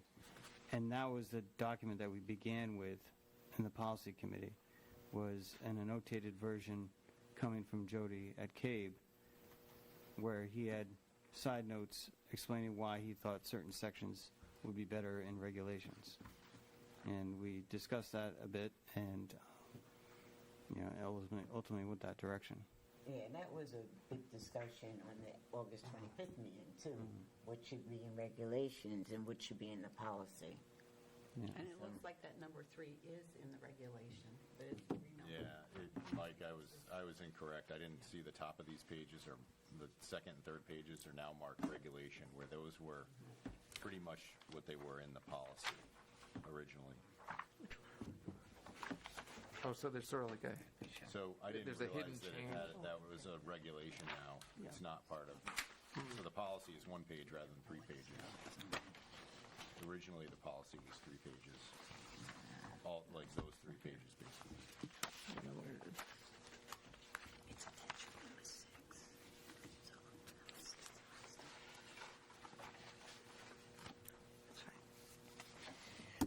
Okay, so we're, Ian, you want to say something else? No, I just don't seem to have the printout attachment here in the packet. Am I missing number 6? Here. Yeah, attachment number 6. I see attachment number 10, 11. It might be right behind all the, Here. it's before all of that. Committed memory. Yeah. What's the first sentence? Can't find it. The board. Dean. Mine was, Ian, mine was after the September 4th agenda. There's one thing while we're comparing versions. There's one thing we can discuss, and it's reflected in the changes in the collaborative approach, and that was there was a big discussion about how for lack of a better term, the AI committee was going to be composed. Who's going to compose it? How was it going to be structured? Is it going to be a board committee? Is it going to be a school committee? What was it going to be? So this, I don't remember what my preferences were. Maybe others remember what their preferences were, but correct me if I'm wrong, Ian, but this corrected paragraph, this edited paragraph is meant to reflect the consensus of the board last time as to how we were going to put together the committee. We're going to leave it to Well, this Rather than us putting it together, the superintendent will put together something. Right. much. So Yeah. the edited version reflects the consensus of the committee in trying to soften the language, I guess. So it wasn't the board commanding the superintendent to do a thing, versus it's the board requesting. And so that's the other point of debate, I guess the whole board should weigh in on, is should there be a directive from the board to, that the superintendent shall establish or designate a committee? So that was another point of discussion, was establish or designate, because the superintendent and the assistant superintendent brought up the point that there were committees that could be delegated, could take on this responsibility, wouldn't have to be a new committee. So that's why the two words establish or designate. But the green language, language there, board requests, that's new, coming out of the committee. Okay. And I'm at a bit of a disadvantage because, I didn't get a chance to review the 8:25 regular meeting discussion on this matter. So I'm not sure where the board landed on that prior to the committee meeting. But I think some people wanted it to be softened a little bit, and some people wanted it to be a shall. Right. I don't even think it should be in there. I think that, that's up to the superintendent. I don't think it's our business to tell the superintendent to create such a committee. But I've always felt that way. Dean? Yeah, so I see no functional distinction between the board requesting the superintendent to establish or directing the superintendent, saying the superintendent shall establish. The real question last time was what detail, we had a specification, it's right here, and it's all crossed out. The superintendent would establish the committee or designate a committee, and it would be comprised of administrators, teaching staff, parents, et cetera, and we backed off of prescribing that detail. So we just said, let the superintendent create a committee. But I think we were all together, and I know, Andrea, you might be the exception, sounds like you're the exception, but I think there was a consensus that we wanted the superintendent to create a committee. The only difference was how, we're going to specify the ingredients. We backed off from that. The shall versus the request, to me, is meaningless. I don't really care either way. I have no problem with shall. If we mean to ask the superintendent to develop a committee, let her do it, or not. Doesn't matter whether you say request or shall. I think that should come from a discussion of the board. I don't think it should be in the policy. Well, this is a discussion of the board. Well, I know, but I don't think it should be in the policy. I think it should be just a discussion at the board, and that the board would like the superintendent to do that, but it shouldn't be in the policy. But we're told ad nauseum that we're a policy body, so we're making policy. If we don't get to make the policy, then what's left for us to do? Well, I'm not going to change my mind. So there. So I don't remember the board actually deleting that, or I personally prefer the document that we had last month's meeting. I think saying the board requests the superintendent rather than shall, that's fine, but the rest of it, this basically says that the committee has to have some community involvement and stakeholder input. And it says we really need to. And having a couple of kids in high school, I could say that AI is the biggest thing, the biggest change to school in the way school is, I don't know what the word is, the way school happens or learning happens. My children use it daily to help understand things. I believe that teachers probably use it daily to help write lesson plans and help streamline their process. I think it has become a huge, help. Maybe it's a hindrance in some things, but I think it's a big deal, and I think that we should have a committee and review, and then we can review this policy and get rid of that committee the board could just, discharge the committee in another year or two. But right now, we're going through such tremendous changes that I think a committee, and I think having board members, teaching staff, parents, administrators, on that committee is important. So I don't necessarily agree with at least the committee, like the board, saying it right in the policy that we want the committee and who's going to be on it. I think a reason they took it off, if I'm hearing Ian right, or somebody said it, was because Dr. Mancini and Susan said that there's other committees that could do this. Did I hear that wrong? That you didn't have to have a new committee. We do have quite a few committees that are across the district, representation, elementary, middle school, high school. Board members have sat in on some of those committees like we did with curriculum instruction, the strategic plan. So we could actually have it as a subset or have a team that's already working on curriculum and, then include certainly students, especially at the middle school, high school, and, other community members. Well, that would mean that it wouldn't be an AI committee, it would be a committee. But it could be on the problem of, or the solution for AI in our district.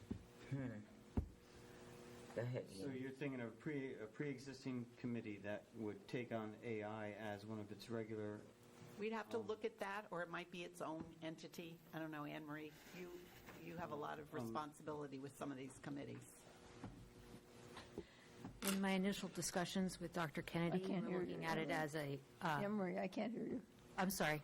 In my initial discussions with Dr. Kennedy, we are looking at it as its own committee because of the, I think because of the, how big of a, how prominent this is right now. Yeah. Okay.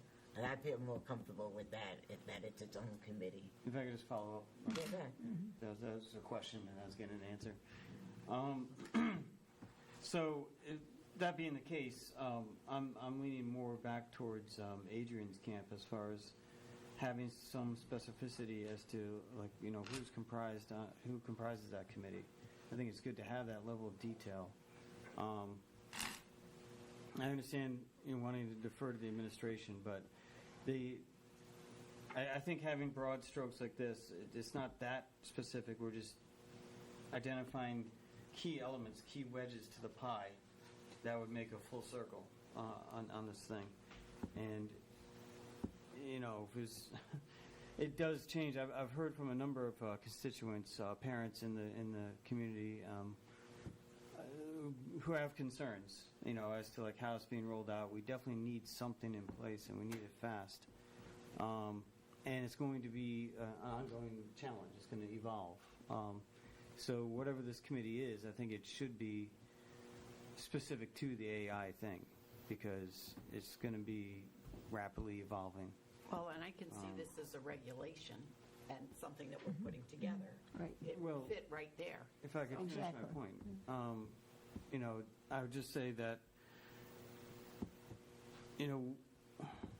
I don't think it's out of line for the board to put this level of detail in a policy. That could easily come back around and be edited back out, once it's established. Maybe it evolves into something else. The policy committee meets all the time, so we could always revise the policy to adapt if it seems like the need is off. But right now, the board, as Dean had pointed out, the board, that is our sole charge, is using policy as a guidance for the district. And if it's the will of the board to have this level of detail, because we want to make sure that we have a well-rounded committee, I'm in favor of that. Can I get to Jen first? Jen? Yes. Maybe I'm remembering incorrectly, but the reason we removed Board of Ed suggest a committee be comprised of X, Y, and Z was because it was felt that we were overreaching and that we should let administration determine how the committee is managed and developed. They have the expertise. We suggest that they establish and designate and maintain a committee. We can obviously make, comments. However, telling our administration, who manages the day-to-day activities of like what this committee should be comprised of, I am not in favor of that. We don't tell them how to manage and staff all the other committees that is under their purview, and also, guided from policy. So just want to keep that in mind. Let Susan and Anne Marie and Clint, or like let them do their jobs, right? They should know who they want to bring in, and let it be. That's my opinion. Thank you. Dean? So, a couple of things. One, some of these sentiments, when you put them together, I think serve to basically undermine the entire notion of having a policy on AI altogether. And it's almost like we're willing to say, well, let the administration handle AI any way it sees fit, in much the way that it handles bus scheduling. We don't get into the details of bus scheduling at all. But it's much more than bus scheduling. This is a very big deal.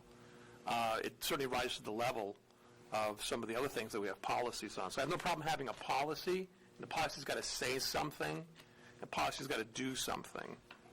I am concerned. I think we've all experienced this.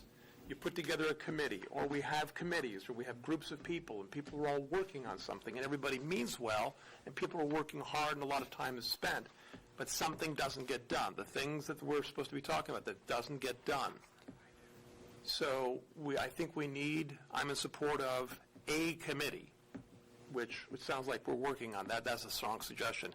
A committee to deal with AI rather than tasking other existing committees to do it. Mm-hmm. Again, it still gets you to the problem of yet one more committee and you can committee things to death.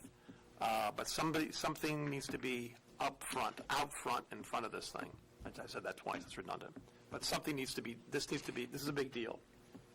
This is a dam ready to burst. It's not already bursting. I think most board members are in favor of a committee. Right. Right? Right. Yes. Right? Right. So the stumbling block is, do we tell the superintendent who to put on the committee? And that's where the language is stricken out. So that is the stumbling block. Michael? I've got a suggestion on that, and then another question for another area, but maybe we just, so I know what's been struck out is the composition, but maybe we just say including board representation. Because it sounds like we've got strong interest, understandably, so the committee has board representation, at least that is in our purview, right? To be able to say, hey, we want to be on it, right? We can visit schools. That's being, what do you call it? Helicoptering. Forget about everybody else. Make sure a board is on that committee. Well, that's what we can determine, right? But my other question is on the next page, like when it flips to the regulations. I think if it could just scroll. Mark, if you could scroll to the next page, please. And Mark, can you enlarge it? Yeah, right. Go up a little more. Just a little more. Right there. Perfect. So this is the start of the regulations, but it still reads like it's part of the policy. And so elements of operational concern to be addressed in regulations, but this is the start of the regulation. And I was reading through some of this, and I thought, well, this could be a policy. But then, so it's elements for students include. We could say maybe should include or likely or could include, right? Something like that. And then the reason I'm saying that is if you scroll down. Can I just help you out here? We don't write regulations. I think this should be part of the policy. Okay, it's still written. If you read the first sentence, it says to be considered in regulations. yet it's a regulation. So it's still, like, I think it should still be part of the policy. And the only thing I'd balk at is this element for teaching staff. It says will include. That sounds too forceful, because then it'd have to have all of these things. And maybe should, could, something like that. So my argument is it's still written like it's part of the policy because it's saying what should be included in regulations. But this is regulation, so that's kind of weird. So I'd be fine with it being part of policy, just as long as we soften that will include to should include. If I could address that point real quick. Anne Marie, real quick.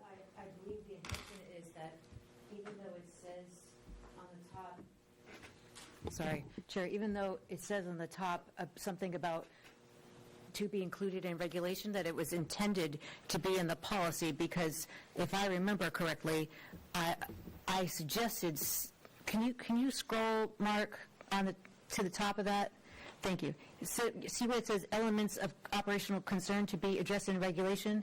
I actually suggested multiple times this be moved to regulation, since that's the title. But the former chair of the policy committee really wanted this in the policy. So it was not moved to, it remains in the policy. Right now, it's in the regulation. It's written like that. Yeah, Which is weird. and he intended it to be in the policy. But he intended it? Because I think you guys voted. Wait. This is a clerical error. Ian, I asked you to wait a second. Just let them finish up. Let's let them finish up. Let's let them finish up, please. Are these last two pages? They read like they're the heading on the page says it's regulation, and the Roman numerals restart. I believe in our last policy meeting, you can correct me, Ian, we did vote to move it to the regulation. Is that correct? So, if I may. Yes, go ahead. It's a clerical error.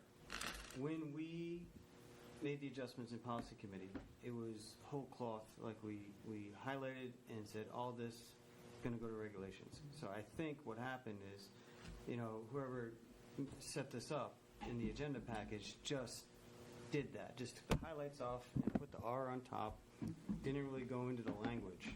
So I think this is just leftover language that froze in the old draft and just got reclassified as regulation. We didn't pluck it out detail by detail. We just said, all right, Section 3 makes more sense to go to regulation, so we're just going to pick it up, one big box, drop it in, and this just is a holdover from the old draft. A simple clerical error. That's it. That's my understanding of the sequence of events. The heading of the original draft literally said, elements of operational concern to be addressed in regulation. Right, like this. As written. So you don't want, that shouldn't be there. This should not be there. That line should not be there. Okay. It's just, it was a bit of a gap between what we were discussing and not, I didn't actually erase that from the document. I just highlighted everything, said this all goes to regulation. Got it. And I think whoever set up the agenda package just changed the coding, and that was it. Got it. Yeah, no fault on anyone's part. It's just we were moving big chunks, and something got included that should not have been included. So what should it say, Ian? Well, this should just be elements of operational concern underneath an R coding. Just get rid of to be addressed in regulations, because this is the regulation. So elements of operational concern, or you say, that's up to the admin. I'm not writing regulations. So like, this was meant to like go to their plate. This is just a rough draft of. So this isn't even part of the policy. This is basically an outline for the regulations. We wanted to ensure that it was in regulations, and we've worked on that, so it's still to be done. So basically then the policy is kind of like a long preamble. Sections 1 and 2. Well, section 1's kind of a preamble saying artificial intelligence is a big deal. And then the last paragraph, section 2 is establish a committee. Right. Or the policy doesn't do anything. We hope the superintendent establishes a committee. Yeah. Right. Right. So that's why I thought, having some more direction in the section 2 was worthwhile, was because everything else is rather vague, and a lot is being punted into the admin's department in this move.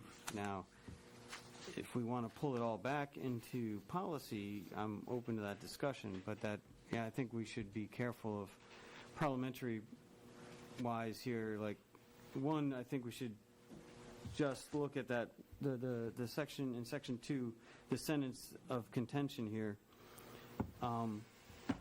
Someone can make a motion to reinsert that sentence, and we could just vote on it and be done with it, one way or the other.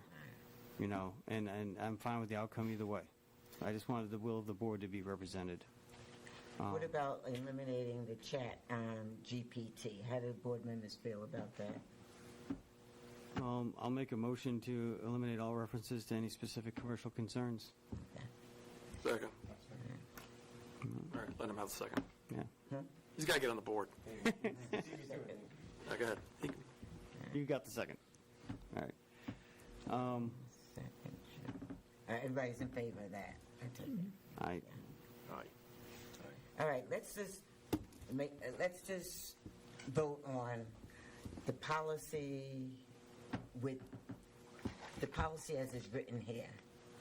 Let's see how we do with that. As amended. As amended. As amended. As amended with removing ChatGPT. Yeah. Oh. As amended. Just now. Yeah. As it's written here. But does that... Let's see how that goes, and then we'll vote on, see how that goes, and then if that fails, then we can vote on the policy. You can amend it and put the sentences back in if you want to. Or you can amend it now, and we can vote on the policy as amended, and then on the original, the policy as presented. I'd like to make a motion that we reinsert the sentence, the Board of Education suggests the committee shall be comprised of administrators, teaching staff, parents, board members who will seek guidance from the district council as necessary. Second. Okay. Now let's vote on the, all those in favor of the amendment, say aye. Do we want to have one round of discussion on that, or have we already done that? We've already done that. Well, technically we should. It's open for discussion. Well, do you want to say anything more? I'm all set. Okay. Yeah, I'll say that I did, the previous chair, Chet Policy, put a lot of time into this. And I went back today and reread his notes and when it was originally drafted, there was a lot of concern, and it's concern that I share. So as part of those notes, I support adding that sentence back in. But it was pretty interesting if anyone else has read that. All right, let's vote on it. Vote on the policy as amended. Oh, no, we're voting on the amendment, since he's proposed an amendment. I thought everybody said yeah. No. Okay, all those in favor of the amendment, say aye. Aye. Aye. Jen, are you in favor of the amendment, inserting everything that was stricken Nope. out, put back in? No, Nope. no, not at all. I don't believe that we should be dictating to Susan, Anne Marie, and Clint what to do. Just a roll call then? I am. Wait a second. Thank you. All right, Jen, you're a no. Dean, not Dean, Jay. You keep doing that. I know. Jay. Okay. Ian. Yes. Yes. Dean. The other J, yes. Adrian. Yes. Andrea. No. Mike. No. Sean. Yes. And I'm a no. And what is Jay? Jay. I'm sorry, I'm getting distracted. That would be no. So that fails. Nice try. I am happy to put it in regulations, though, because that's how we do committees. We do a broad brushstroke of, All right. we want everybody to come to. So now we're voting on the policy as presented in our board packet, attachment 6. Unless someone wants to make a motion to add other pieces back. No. Okay. No. Come on, let's move on with Well, I this, do have a guys. question. if it's voted down, what happens to it? Doesn't it go back? It dies. Goes back to committee. It goes back to committee. Well, that's just the First amendment reading. that was voted down. Oh, no, if we, like the whole policy. Oh, Or the to whole vote against the policy, then it goes back to committee. Oh, it just Yeah. goes back? Yeah, it just goes Then back. that would be fine. Okay. Yeah, it can't really doubt. All right, let's move forward here, guys. All those in favor of approving the policy P6131.3273, attachment 6, as presented in our board packet. All right, Sean. Yes.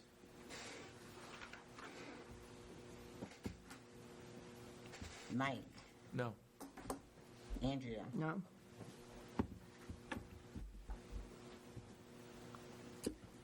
Adrian. No. Dean. No. Ian. No. Jen. As presented, like what they said, right? So yes. Yes. Jay.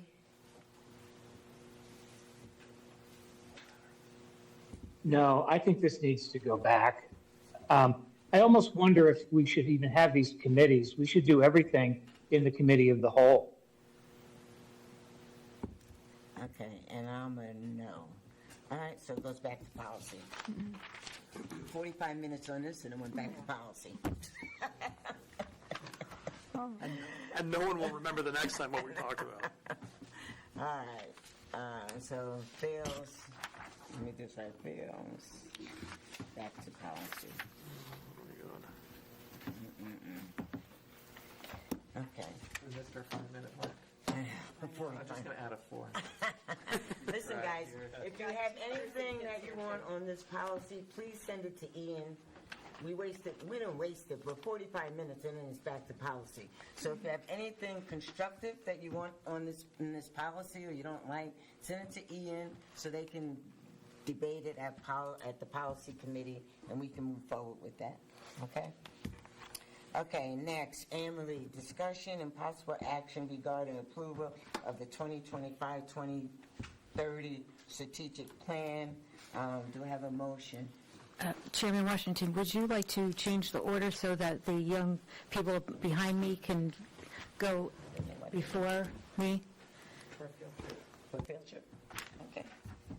Any problem with changing the order? No. Okay. That's a great idea.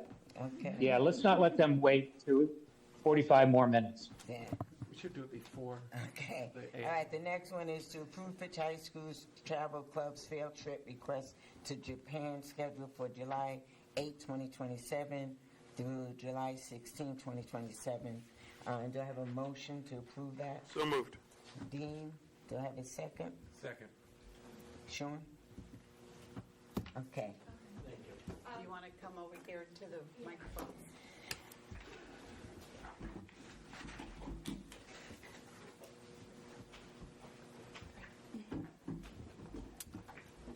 Okay. Hi. I'm Laurel Donovan. I think I've had the pleasure of talking to most all of you before. But if I haven't met you yet, I am Mrs. Donovan, formerly Holobecky. And we're here to propose our 5th trip with the travel club to Japan. So we are venturing outside of Europe. We did a poll with our kids, and Japan was on the top of the list. So we figured, why not give it a go? We're both feeling very confident about traveling with students to Japan.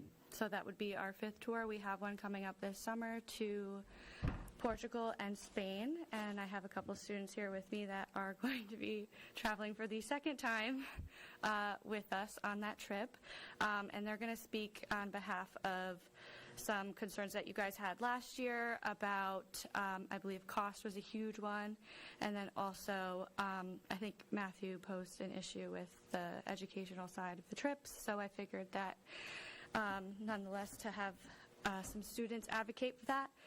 Before I have them come up, I also just want to share that with Japan, since it is on the other side of the world, it comes with an increased cost. So in discussion with our students, we really focus on the monthly cost of the trip rather than the whole, and we work with them to really, help plan how they can afford to go on the trip. And I believe Noah will talk about that a little bit as well. But when I got the cost for the trip to Japan, I did go shopping, and I looked into other tour companies, and the other competing tour company, as well as another one, came back with higher price, actually. So EF did have the lowest cost for the trip. I believe in the information that you guys have, it also has the cost of travel insurance included. We just threw that in there because Japan's very far, and also since we are planning so far ahead, we recommend that the students have the travel insurance. With that, EF usually offers about a $400 discount during the enrollment period, and then I offer a few enrollment periods throughout the year to help with that, and then so there's more like discounts offered as well. What about the chaperones? I don't see a price for them on the sheet. Yeah, so I remember you asked last year. So for the chaperones that do, for every sixth paying kid, the chaperones do travel for free. And I remember last year that concerned you. Because nothing's free. Somebody's Right, I paying know, for the right, chaperone. exactly, yes. And we understand that. I do want to say that it is extremely hard for me to get teachers to travel with me. Me and Mr. Jones are the only two teachers that are willing to go every year with our students and give them this opportunity. It's time away from our families, obviously. It's more than just a vacation for us. We both really do this because we like to see the smiles on our kids' faces, experiencing the world, and really putting, the places that we're learning about in history and in school, like to give them that experience where they can go there in person. But I do think that if you had a teacher had to pay the price, they may not be able to go. So we do understand that. And I don't really know how to avoid that. How much extra is each student paying to pay for the chaperones? I have no idea because it's. EF doesn't price that out for us. So and I will say also, I've been on the trips with Mrs. Donovan as well for the last 3 years, and sometimes when we get out of it, I know it does seem like a vacation to some people, but we almost need a vacation from the vacation by the end of it. Even just making sure kids are in their rooms, and we're in cities that there's lots of people going on, so sometimes depending on where we're at, we'll go with a group of kids if it's a crowded area to make sure that we're going to be meeting at the meeting point on time. So it's not like we just get to frolic around as much as we might want to. It doesn't really end up being that. I feel like I'm still in teacher mode when I'm over there. So yeah, it's a huge, as you can imagine, responsibility traveling with 20-something kids through the airport. This past summer, our flights got canceled on our way home because of the strikes in Paris. So me and Mr. Jones had to really be really calm, cool, and collective in that moment. But I think that's I don't know how EF markets their trip. And I will say EF, even with the cancellation, which obviously we weren't happy with, I'd say EF handled it as well as they really could have. Obviously there was a chaperone with every group. It ended up getting cut into multiple flights. Every group had a chaperone to go with them. I had to stay an extra day with a group of kids, but I was still there to help chaperone them through the airport and everything, obviously. How many students are you planning on taking? The interest for Japan has been massive. We didn't just pick Japan willy-nilly. In speaking with the students, Japan is definitely a high targeted place for them to want to go. Me personally, when I was a kid, I feel like I wanted to go to Italy and things like that, but with anime stuff and everything, a lot of the kids are very into Japan. So it was definitely a high choice. We obviously haven't had enrollment open or anything yet because things haven't been approved, but we're anticipating a larger number than we've had in the past. Yeah, so it's like 30. 30 kids. Yeah, because our first tour to London, Paris, and Rome had 27. And I feel like just based off of the general interest in the students, it's going to be a lot higher. So we are going to have to find more chaperones. But yeah, I really would like to give the opportunity just for the kids to just share a couple of things about their experience and how they're paying for their trip, just so that in future times that I come to propose a trip, you have a student perspective as well. Come on up, you can have the microphone.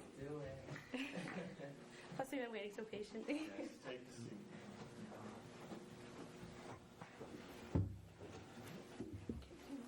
Alrighty. So I'm Noah Pruder. I went for the first time in the summer of 2024. We went to Germany, Austria, Italy, Switzerland, and France. So it's a mouthful. So basically, I'm just going to be talking about mostly my experience with it, especially the educational opportunities that came with it. It had been my dream my whole life to go to Europe because, of course, we love living where we live, right, our home country. But, going to another country, really, it's a very magical thing to be surrounded by people who don't speak the same language as you, and by signs and things, and all the stores are in different languages. It really forces you to, you have to innovate and be able to come up with solutions with the locals, how to communicate. That's one of our letters in RISE, actually, our school motto, RISE, the second letter I, innovative learner.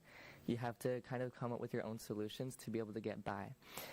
And so really that trip that we went to, I really learned a lot. It gave me a lot of insight. The tour company was fantastic at giving us local tour guides wherever we went. For example, in Germany, when we were touring the city of München, our tour guide was actually a German of African descent, and so he gave us a lot of insight onto the social transformation of Germany post-World War II and how they opened up to migration and becoming a more progressive country. As well as that, we also toured what was the second largest former concentration camp in what was then Nazi Germany. So that was Dachau. Going there, we learn a lot about it at school. We hear about it all the time. But to be able to actually go there and see for ourselves what happened, that was really meaningful. And so this year I am expecting to go on my trip of summer 2026. The first time was paid by my parents. I'm very grateful for that. However, this year to Spain, I got a job in July, and I'm actually paying for it all by myself. So currently the payment plan works really well for me. It's only $423 a month, which works really well for me because I'm also saving up for things like college and also my own car. And so I'm just really excited. And big shout out to Mrs. Donovan and Mr. Jones. They did fantastic. They always do. They really do a great job at making sure that all the kids are feeling included and organized. I'd also like to mention how on the bus, even when we're just driving in between destinations, they kind of review the information of the place where we were to make sure that we really soaked up a lot of information. I remember with some of my fellow students, we would practice the local languages, which is really cool. My dream major is to be majoring in anthropology, which is like the study of human culture and society, languages, things like that.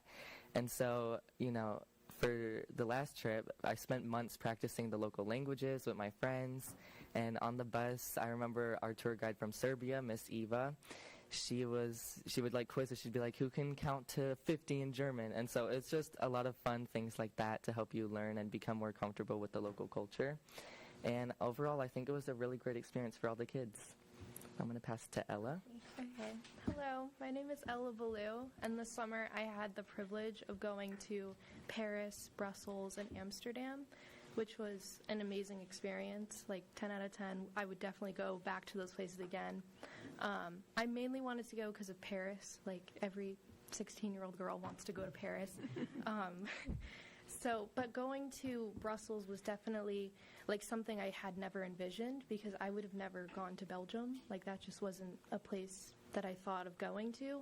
But it was definitely really eye-opening, the different cultures, and learning about how they spoke French there. I didn't even know that. I assumed they spoke Dutch, but turns out they speak French. And trying all the different foods and culture of it was really eye-opening, because it's very different. I noticed how different it was here in the U.S., where in 2 hours I could be in Massachusetts, but in Europe I could be in another country in an hour and a half, and that was really eye-opening to see that.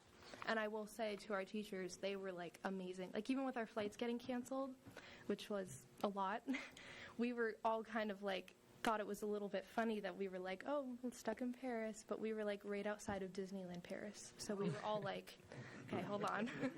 This might be good. But, Miss Donovan stayed up all night. Like, I don't think she got a wink of sleep. And she rebooked all of our flights, and we were all out by like the next 2 days.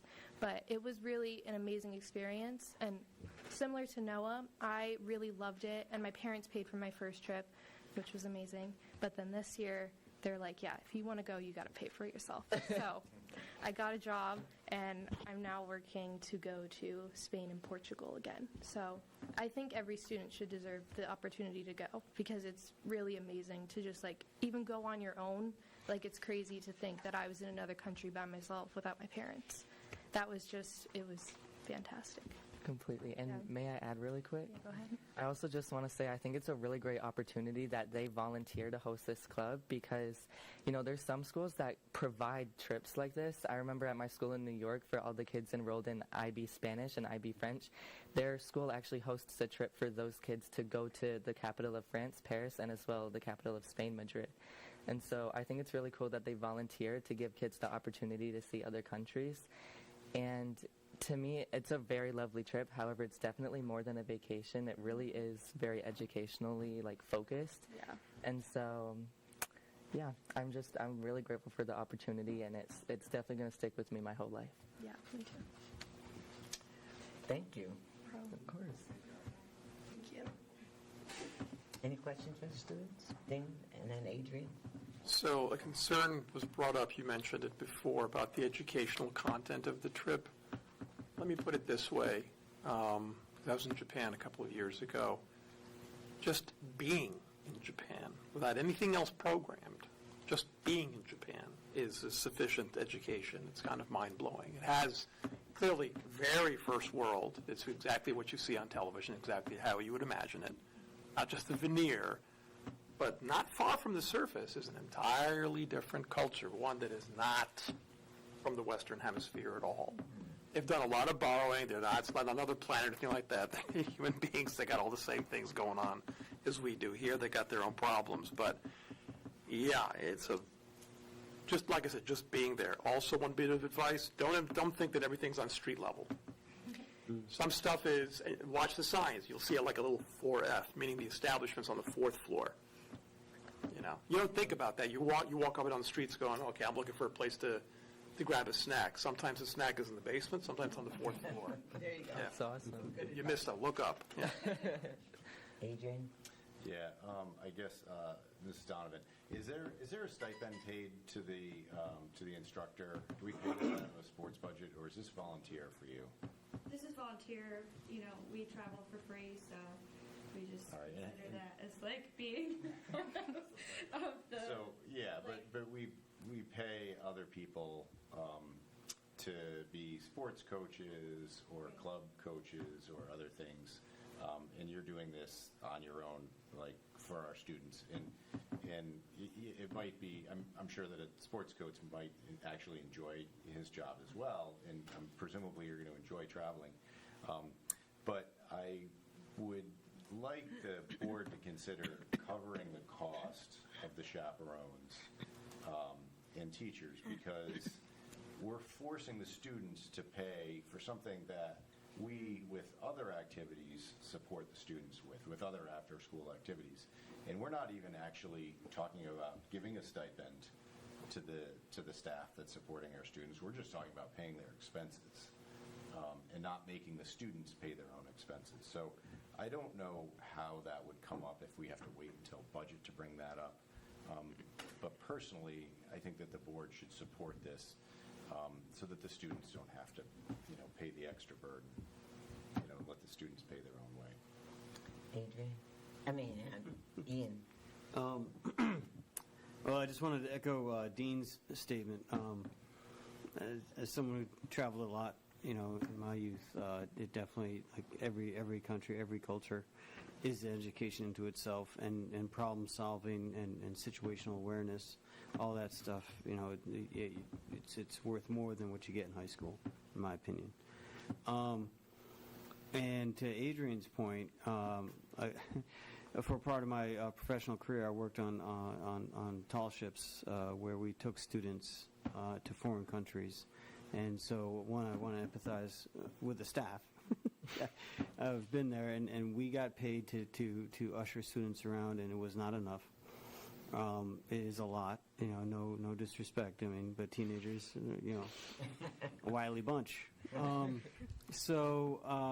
Yeah, I think that's worthy of consideration. I'm not sure how the timing would work out, but I think anything we could do to help build the program and broaden out. And Ms. Donovan and I have been in communication about how to look at a booster club, maybe to help create scholarships for those who of lesser means could also participate.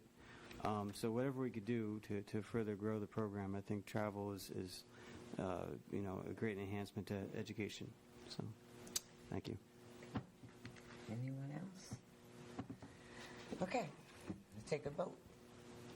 All those in favor of approving Fitch High School's Travel Club's field trip request to Japan, say aye. Aye. Jen, you have your hand up? Yes, for voting. Yes for voting. Okay, what about you, Jay? Aye. Aye. Opposed? Abstentions? Approved. I want to say that you're lucky that I heard it was. You're lucky I heard it was Japan, because I read it as Jordan, and I was going to say, Jordan. Why would you go to Jordan? I know why. I'd go to Jordan. St. Jordan. I like to see some already. Well, it sounds like if we get a booster club and get to have some scholarships. That's going to be a lot. Okay. Could I make a motion to reorder the agenda so that Nature Everywhere can come up? Okay. Very nicely done. Thank you. I appreciate it. Nicely done. Ken?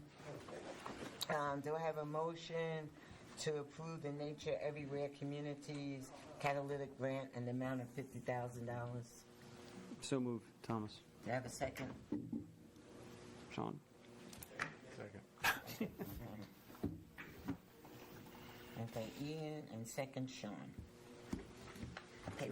I get to talk about it, right? Yeah. That wasn't the approval. I was going to say, if I don't get a chance to at least talk, I can, okay. No, all right. Well, good evening, everybody. We formed a group called Go Groton about 2 years ago. The GO stands for Get Outside. Go Groton is a collaboration between Groton Public Schools, the Town of Groton Planning and Development Department, Groton Parks and Rec, and Groton Open Space Association. So our 4 organizations came together a couple years ago to form this group because we all have an interest in increasing nature connections for the children of Groton. We applied 2 years ago to an initiative called Nature Everywhere, which is an initiative by the Children in Nature Network, Kaboom, and the National League of Cities. We were selected as a Nature Everywhere. We were selected Excuse as a... me. Check your mics. Yep, We're good. sorry. We're good? Yep. There's someone online. Okay. We're good. We were selected as a Nature Everywhere community about 2 years ago, and it's resulted in a couple of really great benefits for the town of Groton. The first being we were awarded a seed grant of $40,000 approximately 15 months ago. That grant went to hiring a youth coordinator. It resulted in internships for Fitch High School students doing environmental outreach. This initiative resulted in a children's outdoor bill of rights that was created with lots of input from the community. We held events at Brantford Manor. We held events at the Senior Center. We held events open to the community at Project O. We built this children's outdoor bill of rights, which was approved by the town council earlier this summer. And our most recent accomplishment, as we kind of finish up our work with the Nature Everywhere group, we had an opportunity to apply for a competitive grant And we were one of 6 communities across the country that were awarded. It was a $50,000 grant. We chose the Nature Connection strategy of green schoolyards. That was a big priority for the Nature Everywhere initiative. We were awarded the grant, $50,000. We're anticipating using the funding for nature-based playground equipment at some of our schools, increasing outdoor learning infrastructure. We've done an audit of the different facilities that our schools have for getting kids outside. So we've got some funding in there for outdoor classrooms. We've got some funding in there for things like pollinator gardens for schools that don't have them, as well as professional development and some curriculum stipends for teachers to build those nature connections to our curriculum. So we're really, really excited about this. Like I said, our work with Nature Everywhere, our technical work is kind of coming to an end at this 2-year project, but our group is still really excited to continue the work and look for more opportunities to get kids outside. So happy to answer any questions about that. Any questions or comments? Not so many questions, just compliments, and it sounds great. I remember when you brought this to us a year ago. Yep. And it seems like you guys have been hot to trot and doing a lot of work. And you said nature-based playscape material, or what was that again about? Yeah, nature-inspired playground equipment. Okay. So things like obstacle courses that are made out of log stumps or sensory tables, or there's lots of neat stuff that's out there. So, but short of planting trees to climb in. Correct. Yeah. Things that'll get kids moving, but with nature-inspired materials. Understood. That sounds great. I'm all in favor. Ben, do you have schools that you're targeting, or is this going to be all the 5 elementaries? Yeah, the way we laid out our grant proposal was we put in a little something for each of the elementary schools depending on what their needs were, and we also have a proposal out there to do a trail on the Groton Middle School property. We've had some walkthroughs there and talked with the staff there. So we've also built in some funding to support the next step in that work too. So. And Mystic River still needed to have some kind of an outdoor classroom, wasn't that? Yeah. And so we focused on that. Yep. So we've got a little something for everybody, but kind of depend. All of our school, some places have a pollinator garden and some don't, and some have vegetable gardens and some don't. So we kind of looked at, what does each school need, and built it around that. Mike? So could you send us the grant proposal? Sure. Thanks. And then I think I heard you say, if I just want it straight, so this current proposal is a 2-year span, or is it? No, so this current grant. Our work with Nature Everywhere, because we've been receiving technical assistance with the Nature Everywhere team for 2 years now, that technical assistance is coming to an end. This grant that we were awarded was kind of like the culmination of that work with them. I think it's about a 15-month window, though, from the time we accept the grant to when we have to use the funds. Okay, and then in terms, is this current one going to support teacher stipends, did you say? Yeah, so we put in a little bit of money for professional development and stipends for teachers to do some curriculum work to build outdoor learning lessons into our curriculum. And then the coordinator that's already hired, is that person going to be covered on this now, or? No, and so that person wasn't with our seed grant. Groton Parks and Rec was the fiscal agent. For this grant, we decided schools would be the fiscal agent because all the funding will support school-based initiatives. But that funding that supported that outreach person is coming to an end. Okay. And then after this 15-month period of using this grant, are there any responsibilities the board should expect to plan on funding or consider funding associated with this? Not that I can report now. I mean, I'll be in touch with Sam and his team, as far as, if there's any, before we purchase materials, we'll make sure that those are in line with any regulations or maintenance concerns or things like that. But continued stipends maybe for teachers in far out years. I would love to come back and have that conversation. Yeah, I mean, we kind of like connected work to this is the farm to school work that's happening at our schools. A team went to the Connecticut Farm to School Institute this summer, and we've got these building champions now at each of our elementary schools that are taking on a bigger role in supporting their schools' gardens and infrastructure. There's currently no stipend for that work, but I think we could definitely make a case that would be great to reward the work that teachers put in for that. Right.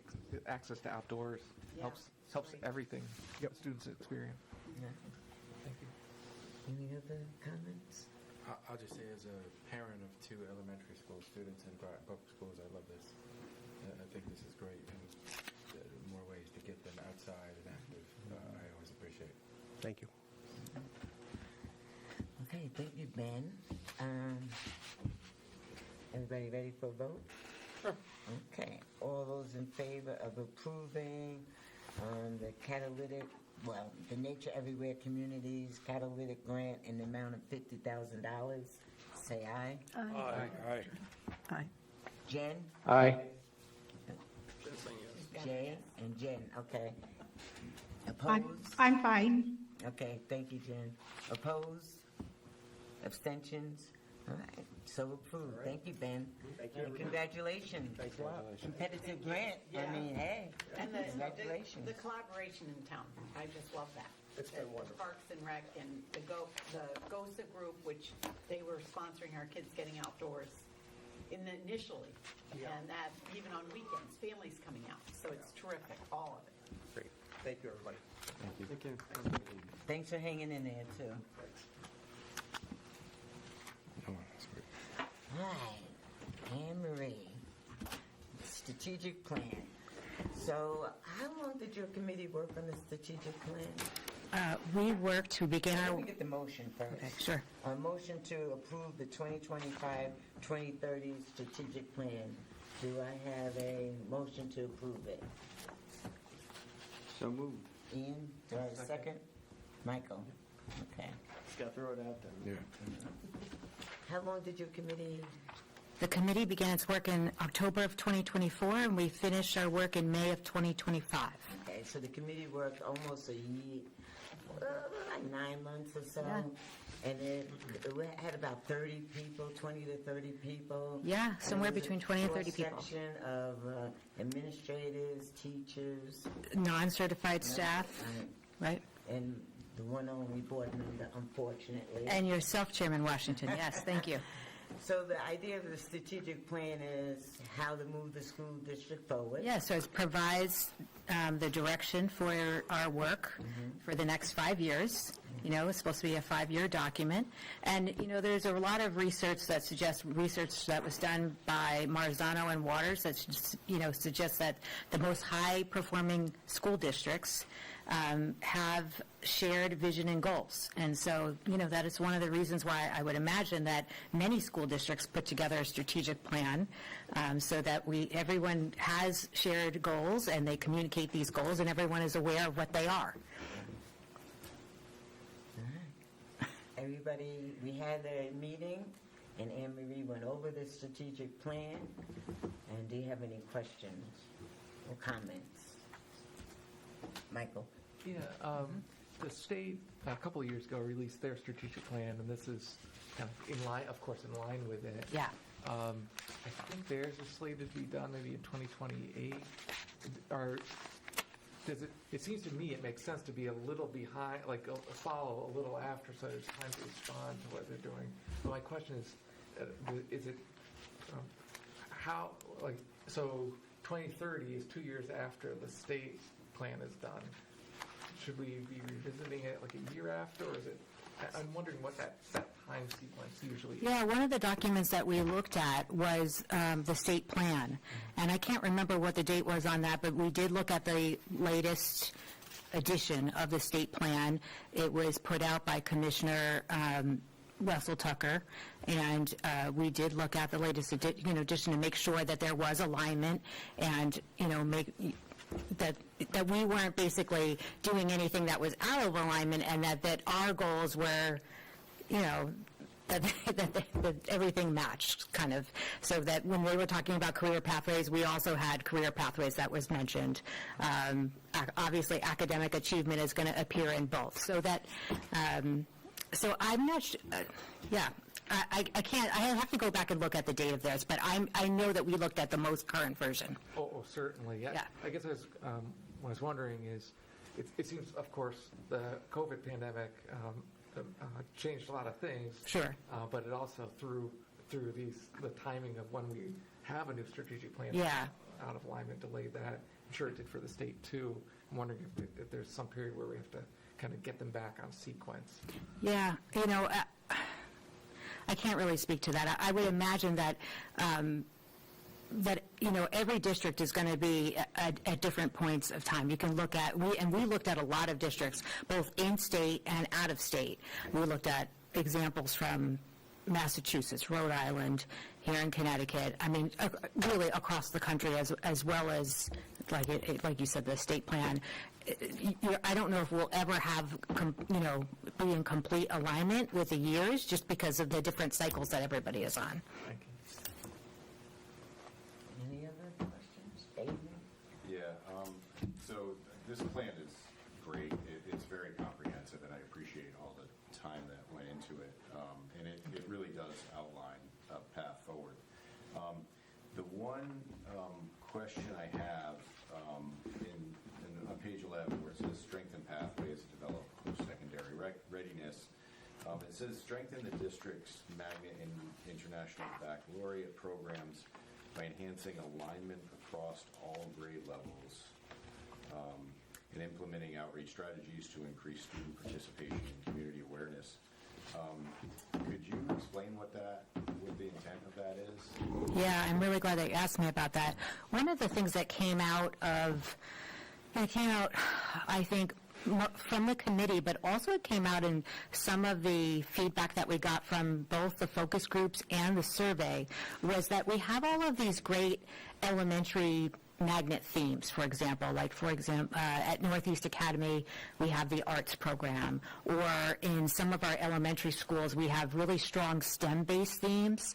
And then as we progress through maybe our middle school and high school, it's almost like the students feel like maybe the themes are not as coming out as strong as they go into the upper grade levels. And so they wanted to see the themes really be able to, it's funny that Ben was just here because it's something that he and I talk about quite a bit in our one-on-ones. How can we get those themes to really be K-12? Like, for example, and also so that we see alignment up this way, and then also the alignment makes sense if you take them down as well. So, for example, we have a really strong right now program at the high school for CNA, and also some really strong STEM-based programs at the high school. But what is the feeder at the elementary school in terms of health and human services? How are we developing students that might be interested at the elementary level? What does that look like? Because you're not going to have maybe students. It doesn't necessarily translate like maybe that you have kids doing specific medical things, but what might that look like where you're getting them interested in STEM-based careers at the elementary level, and how does it translate for younger kids? So we have conversations like that, and again, opposite in terms of the opposite direction. When you have a really strong arts program, how are we developing that at the middle school level and at the high school level? So I'm hoping I'm explaining myself in terms of, okay, good. So that's really how that came about in terms of the feedback that we got really in all three levels and through our surveys, our focus groups, and then also what came out of the task force in our conversations. All right. So how is it, I read this and to me it looked like, I didn't understand the magnet, running the magnets up, but how running IB down to the elementaries. It seemed to me like this was really meant so we can just bring the IB program into the elementaries. Is that what was planned as part of that? Well, right now, as you know, we have a middle years program in our 6th through 10th grade. Yep. And we have, at the 11th and 12th grade, we have the diploma program. We have a DODEA grant right now that talks about exploring, only exploring, looking at an early years program for one of our elementary schools. But there's no commitment that we have to implement an elementary or an early years program. So is the board going to vote on that DODEA grant before we send that in? Because I think the DODEA grants are opened up, so we could say we want something for IB, but we could also say we want to focus in on reading or math and write that grant differently. Because the DODEA grant is just, we more or less will get a sum of money for something. We just have to tell them what it is, right? From what I understand, that grant has already been submitted before my time. It's a year in progress. Yeah, that. When did that grant get submitted? Probably in 2023.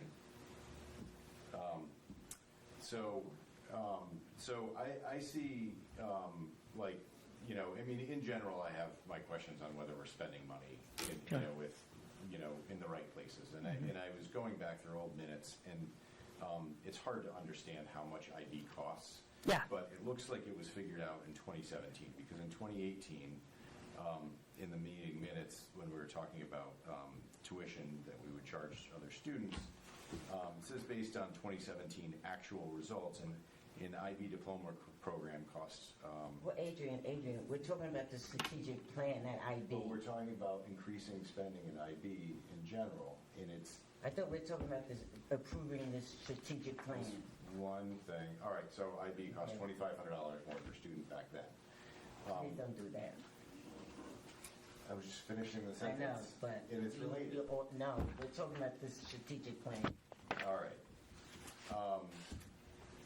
So we're going to be spending like grant money that we could otherwise use to support other things had we written grants differently. No, I don't believe that's accurate, especially when we're talking about this particular priority item, because this particular priority item talks about a variety of things, including enhancing our magnet programs. So, elementary to secondary. So it's not just IB. I think, I understand your concern in focusing on the IB piece, but it's magnets and IB, and I think you're just focusing on the one component of it. Well, I know that. To me, I was just wondering, is this going to does this statement say that we are bringing IB into the elementary school? No. No, she said exploring. Well, she said the grant was for exploring. Yeah. So they haven't decided, but they're exploring. Is that something that we would vote on as a board? We're not at that point. We're not at that point. All right. Jay, you have a question? Yes, I just wanted to make it clear, I know only one board member participated in this, but I also know that we all received the surveys, and we all had that opportunity to provide our feedback well over a year ago. I believe everybody but Mike. I also know that we could have attended some of these meetings. Unfortunately, it's very difficult for me to do that during the day, so I'm most appreciative of those who did take the time over the 9 months to work on this. So thank you. Any other comments? Dean, in the end? Yeah, so I appreciate Jay's observations about opportunities and whatnot. So I realize that it's not tilting at windmills, but that I make comments and I am alone. I don't kid myself into thinking that I'm convincing anybody of what I'm thinking, but I think I want to be on the record as being at least one person who's brought something up. And I'm tackling something that's a huge issue. So right in your first pillar, you've got student-centered instruction, which is everywhere. Because that's the reaction for decades to what had been the model in school, which is the kids sit there nice and quiet, and the teacher pours knowledge into them. That was the teacher-centered learning, right? And a lot of us may have had that. My mother certainly had that. So now we've moved to student-centered, which could be a good thing, it could be a bad thing. Sometimes it works, sometimes it doesn't. It depends on what it is. Student-centered in and of itself doesn't tell me very much, except it's possible to go to the other extreme.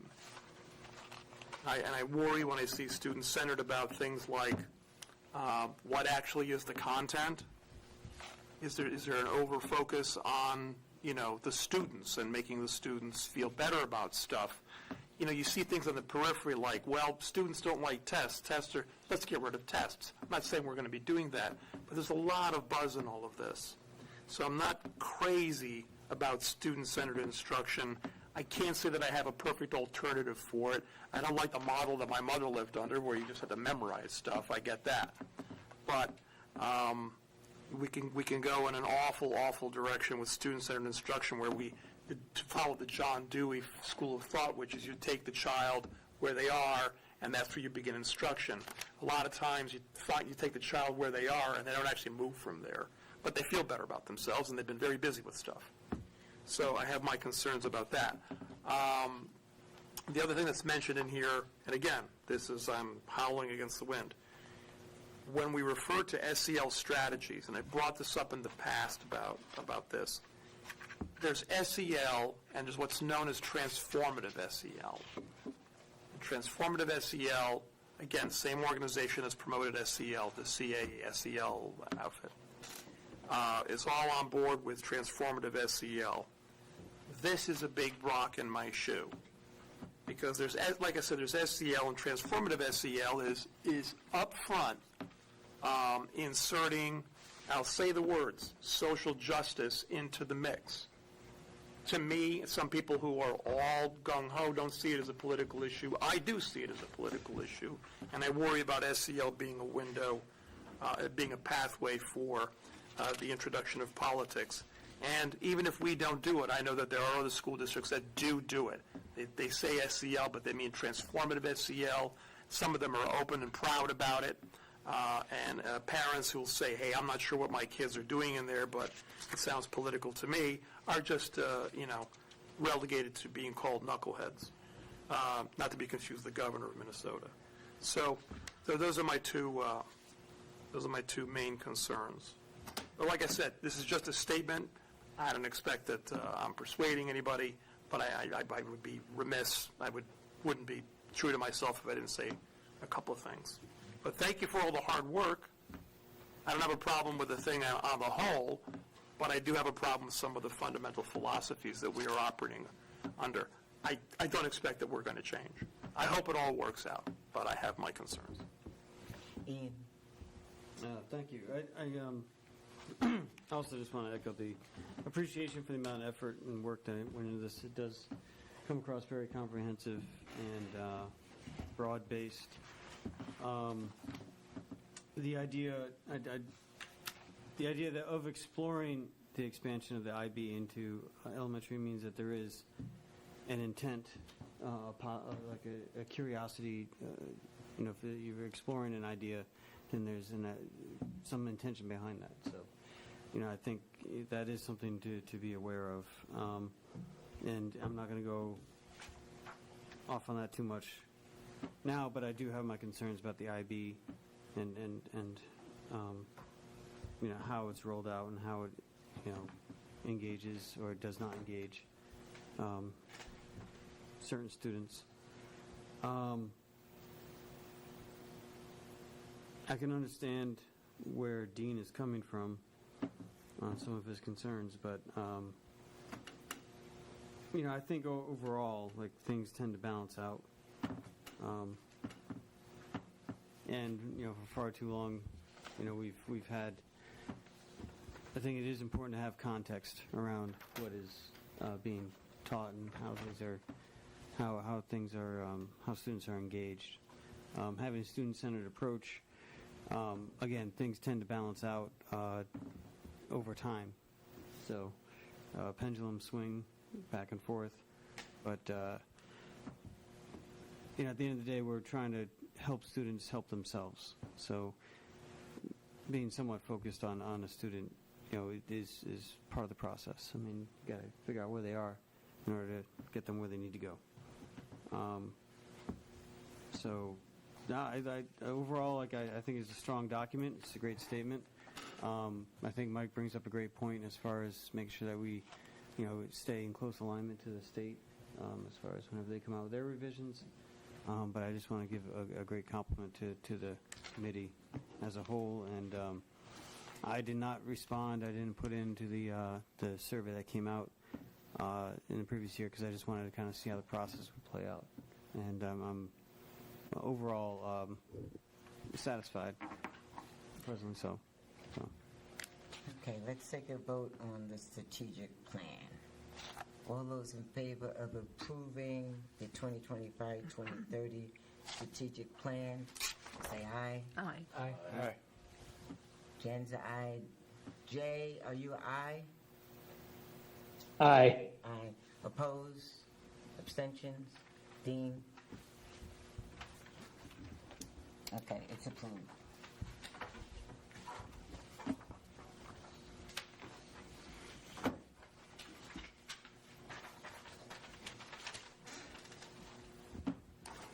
Okay, next, the next item on the agenda, I am going to postpone until the October 27th, 2025 meeting.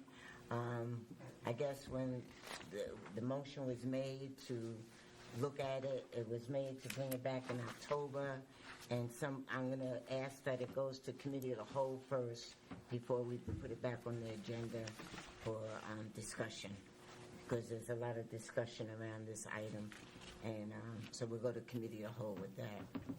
That's the class size? Class size. Okay. The next item is discussion and possible action regarding moving the available general fund balance in the amount of $786,549.54 to the non-lapsing account to support the FY26 Board of Education budget. Do I have a motion to Mike? I move. Do I have a second? Second. Andrea, thank you. Okay, discussion. We heard Rita. There shouldn't be a lot of discussion, but go ahead, Adrian. I just have a question. I think Ian might be the one to answer this because I think you wrote the rules on it. For money to come out of that account, it would be board approval? Yeah. All right, thank you. It's up to the superintendent and the administration to propose an idea of spending it, and then the board approves. Dean?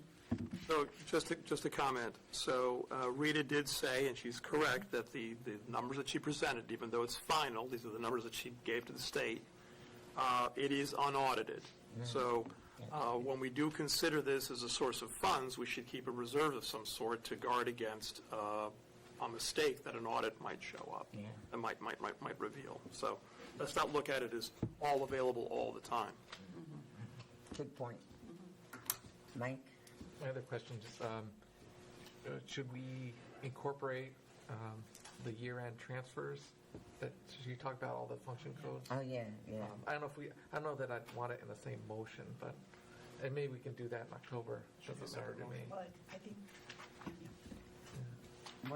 Why wouldn't you want to put in the same motion? I don't know if it would muddy the motion. I'll say this. The way it is, but If I may, parliamentary-wise, Robert's Rules does allow for an incidental motion, which is subsidiary to a main motion, in order to achieve a mechanical need. So in that case, I would make an incidental motion that we accept the budget function transfers as proposed in the finance director's report. Second. Okay, hold tight. Incidental motion to Accept the budget function transfers as proposed in the finance director's report tonight. budget function transfers, right? As proposed in the finance director's report, September 22nd, 2025. Do I have a second? Yeah. Second. You did, Mike? Okay, Ian and Mike. Okay, all those in favor of the incidental motion? Did you guys online hear that? Yes. Yes. Okay. All right, all those in favor of the incidental motion to accept the budget function transfers as proposed in the Finance Director report on September 22nd, 2025, say aye. Aye. Aye. Opposed? Abstentions? Okay, approved.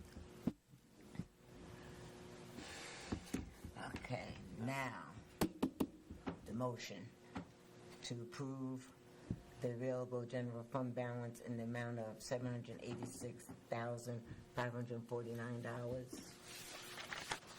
So moved. Yeah, we did that. Oh, all right. Mike That's and right, Andrea, that's right. okay? Yeah. Ready to vote? Okay. All those in favor, say aye. Aye. Aye. Jen has a hand up. Jen, is that an aye? Yes. Okay. Opposed? Abstentions? Okay, approved.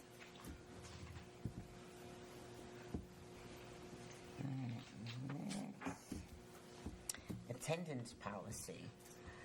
Discussion and possible action regarding approval of policy 5113, attendance as a first reading. Do I have a motion? So moved. Thomas? Ian, do I have a second?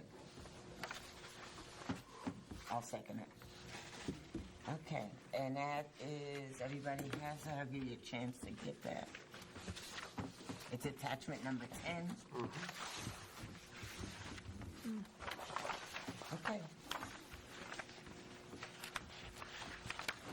Thank you, Mark or Caitlin, for putting that up there. All right, Ian. I'll defer to Dr. Mancini on this, as it was her, Thank you. her project. Thank you.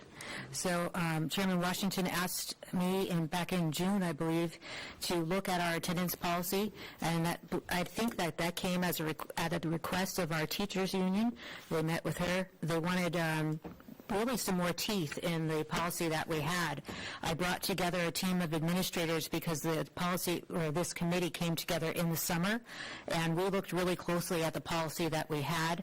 The policy that we had really was very reflective of a regulation, and it hadn't been updated since 2018.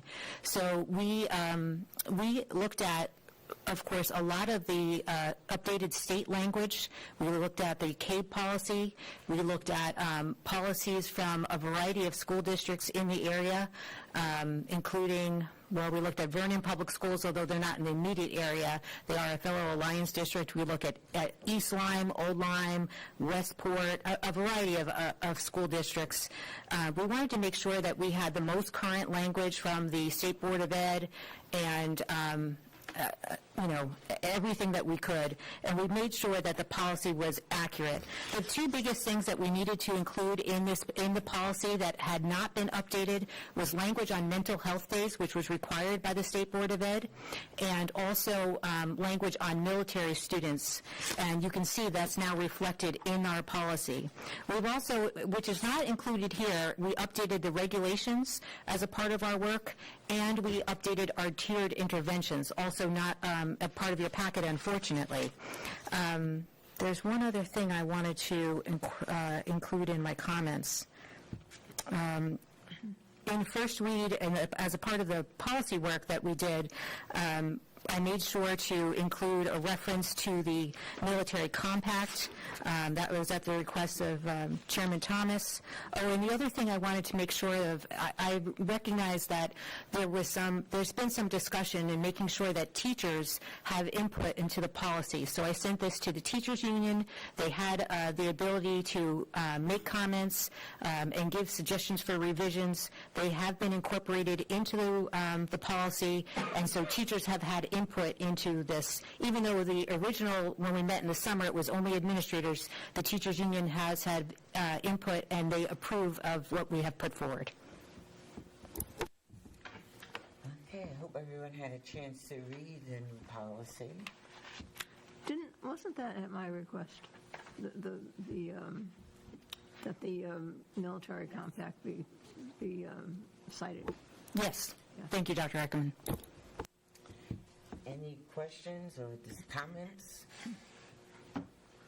Dean? So, 1, 2, 3, 4, the first 4 paragraphs. This, I don't know how to characterize it, except that if I looked at it from the point of view of an editor, I'd say I could tighten that language up. It's not critical, but there's a lot of tightening up that I could do to make it more succinct. I'm not offering a draft replacement, as usual, but I think if you read it, you can see that there are thoughts that are expressed and then re-expressed. That aside, on the mental health day, and maybe this is state law, who knows? Yep. I'm just saying, students shall not be required to present documentation. My first thought was not even a note from mommy, a note from anybody. In other words, the student could be absent, and you just assume it was a mental health day. You don't need a note of any sort whatsoever. If that's state law, it's state law. Does this paragraph come straight from state law? That comes straight from state law. And if I can note, too, I understand about the concerns with the first 4 paragraphs there, but this is right from the CABE model policy. Okay, so Kate needs it. Well, this is the first reading, right? Yes. Right. So why don't you send it back and I'll tighten it up? That will make me rewrite it. Okay. Okay. Well, it's first reading, so it's going to go back anyway. Yeah. So if you have suggestions, Yeah, here she goes, here she goes. Dean, please send them to me. send them to Andrea. She'll help Yep. tighten it up for you. Here she goes. Yep. All right, like that song, Tighten Up. I'm familiar with it. Look it up in your playlist. There's Metamucil for that. Ian, did you want to say something? Yeah, I definitely agree with Dean's assessment of the first 4 paragraphs. But again, as a first read, I was in favor of it coming out of committee just so we can get it bounced off the full board, and take it back through. That's why I like the procedure that we have on this body of the basically a 4-layer passage process. So I'll join Andrea in the quest to eliminate, to avoid all needless words. I think Dean's going to help her too. Yeah, that's it. I'll be waiting for that email. Yeah. Now, I did express some concern about this in the committee discussions as far as the mental health days, and it says, not required to present documentation. My concern was having to do with like HIPAA concerns as far as privacy and having mental health on the record. So I believe in practice and in the discussion that night, it was basically it wouldn't be recorded as a mental health day. But just rereading it now, I did notice that there is a sentence in here that says the absence shall be identified as a mental health wellness day. Yeah. And Excuse. say again? Just say excuse. Right. So, I mean, that's something I want to take a look at again as well in the second read, between now and the second read, is do we need that sentence in there? Because Well, if it's state law. is that Not correct? I thought, did you say this comes? That came right from the state language, so. It has to be recorded as a mental health wellness day. So let me look more into that, but that I did cut and paste that right from the state language. Okay. Because then my concern would be with the state level. Then, in that case, because that's again, like you can put a student, that could be a heavy baggage to bear later on in life. If someone But this could decided- be, you don't have to have mental health. Anybody could take it, right? Right. So, Yeah, you could just say, I'm taking a mental health day. It could be for a variety of reasons. Yeah. Well, so you're looking at it as the stigma part, but it could be anything. I mean, when I work, sometimes I say I'm taking a mental health day. Don't tell my ex-employer I said that. Sometimes well, I'm you sure need they'll to- never find out now. Yeah, but back when I was in high school, like you would just take a day. Yeah, right. Like I just took a day from time to time. So I don't know. I appreciate in spirit, Yeah. but having it labeled mental health on the record somewhere does give me some concern. Maybe just a wellness day instead of the word Right, mental yeah. health or something. Something like that. Yeah. Well, Chair, I think they're trying to remove the stigma from this idea of mental health. So, with that said, I think that's. Yeah. Mike, you had something to say? Yeah. So the old policy had a lot of verbiage, truancy, unexcused, excused absences.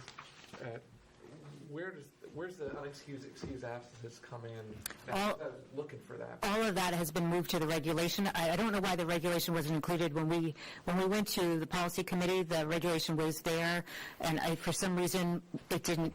When it's gone here, to this board meeting, it wasn't included. I'm not sure why, but all of that now is in the regulation. Well, maybe when it comes up for second reading. Yeah, I'll make sure that it's included. Yeah, because for me, it's well intentioned that carve out for the military, but it sounded like the only way you could get excused absences was to have a mental health day or to something connected with the military. It didn't have like the usual doctor's appointment, et cetera, et cetera. Actually, all the first 9 absences are, you don't have to have like a note or anything like that. The first 9 are, But I think some blanket statement in the policy level that says, because as a parent, I'd be like, okay, what do I do for, it'd be in the handbook, honestly. In the handbook. It would kind of read like there's only a couple ways I could get an excused absence. Again, if you look at the policies of all of the other districts, that's the way that they lay it out. The policy looks like the one that we have laid out here as the sample, the proposal, and everyone else's regulation is laid out, with all of that information in the regulation. Oh, I'm fine with that. I just think there needs to be a sentence in there saying that, they're, unexcused and excused absences, et cetera, are, described in the regulation. Something like that, because it just looks like there's only 2 ways to get it. And then the other thing, this is for a like change before the second reading. It's the, 1, 2, 3, 4. It's the 5th paragraph, first line. And it's just it's identity / grammar thing. It's not up there right now. But it says Mom, can you scroll? It's that next paragraph. Thank you. Yes. A student is considered to be in attendance if present at his/her assigned school. I'd like that changed to at their assigned school. Well, you don't want to do that unless, unless you make it students instead of a student. I think a student and their is accepted now. Not by everybody. Not by everyone. Well, I do want to do that. Somebody left their jacket. Well, we can vote on that. Yeah, If if you want to do it, but that has to be, not I want to do it, it has to be the board wants We've to had do this it. discussion before. Well, do we make a motion now? No, we'll do it at policy. I'll take your comment under advisement and see Yeah. what comes out of committee this Well, it's very important for gender identity, and so I don't think we should be exclusive here. Yeah, I don't think so either, and that's why I'm against his or. But if we make it plural, students are permitted or whatever, instead of a student, then we can just say there. Students are 2, 3, 4, 5. Students are considered to be in attendance if present at their school. Yeah, that could work, but there is an accepted singular pronoun. Yeah, I know. Yes, and it has been for quite some time. Yes. Somebody left their jacket on that chair. All right, you go up and take care of that Yeah. in committee. Take what Mike says under consideration. The singular there is accepted linguistic format. I have a question about dismissal. Under dismissal, it says, no teacher may permit any individual student to leave school prior to the regular hour of dismissal without the permission of the principal. So what if the principal's not there? Or the designee. Yeah, that's what I added to. We can add that. Okay. Because I want that there. That's good. So, Yeah, I believe we've, his/her language, I believe we've been getting rid of, and we already talked about this, so maybe we could just refer refer back to those conversations and just stick with the way we've been doing it. But what about there's tons of early dismissals because of teachers or coaches' requests that aren't the principal's requests necessarily. So like I know that one of my children left every day for like 15 minutes early to take a bus. So just slash designee. What's that? Principal slash designee. Is that on a daily thing? I'm just asking the question.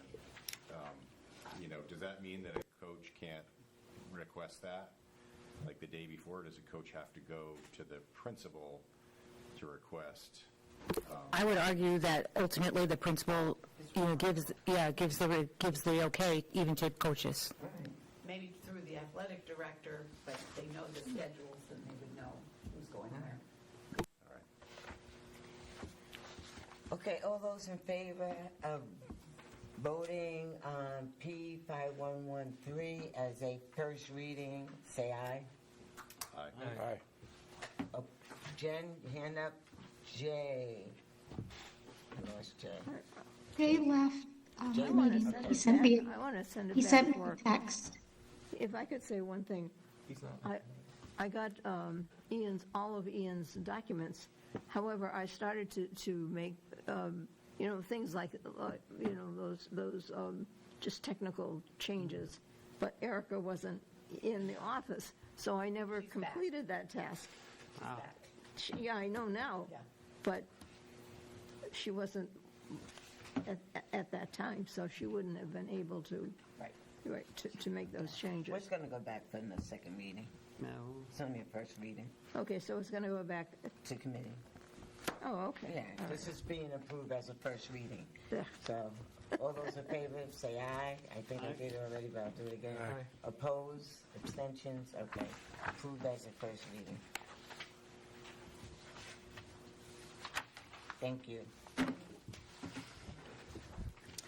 All right, next is discussion and possible action regarding approval of policy 6161.12 library material review and reconsideration as a first reading, and that is attachment number 11. Okay, so, Do I have a motion first? oh yeah, so moved. Okay, do I have a second? Second. Sean? Okay. I gotta catch your voice now. You'll learn it. Okay. Thank you. All right, Ian, you wanna carry us? All right, so this policy and the two that will follow it have to do with library materials and books and the process by which things may be challenged, reviewed, and decided upon in light of community concerns. And this is up for a first read. So there was, I think, Dr. Ackerman, you had some technicality that you raised up about these that we discovered at the end of the conversation, which I'm just remembering now. But overall, we made a few minor changes. We have definitions. Long story short, the purpose of this is to extend, to define a process by which if there's anyone in the community that feels some material that's being shared by the library or is available through the library should be removed, that there is a process by which that can be adjudicated within board policy. And we did send this out to our library media specialists to review and look at. Erica had sent it out to them as well. Okay. And I don't know that, they just read it and, Do you know, Say anything? yeah, do you know if you oversee feedback? They didn't really give us much feedback, Okay. but we did send it out to them. So they didn't give you much, or they didn't give you any? I don't think any. Okay. So any questions about this policy?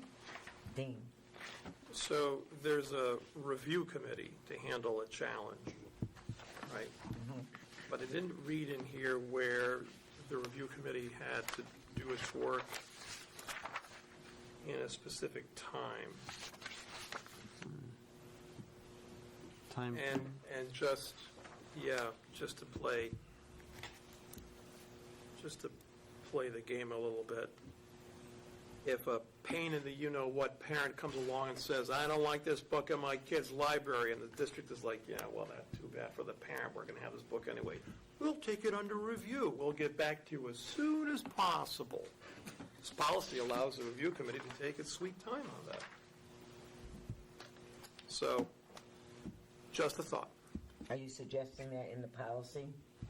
They put a time frame? Well, I'd like to know if there is a time frame that's considered, I mean, I don't know that we've ever gotten any challenges, frankly, but I mean, if we ever get a challenge, because this is such an enlightened community, if we ever get a challenge, then, how long would it take the review committee to go through its work? I'm not saying that the omission of a time was intentional, I'm just... And to that point, if I could build on that, the review committee itself is like, who would be that committee? Where would that committee come from? So I would think that there would be regulations, and I can remember when we did this years ago, there was actually forms that people could fill out. So I'll check with Erica, now that she's back, to see if there's a regulation with the forms and the time frame.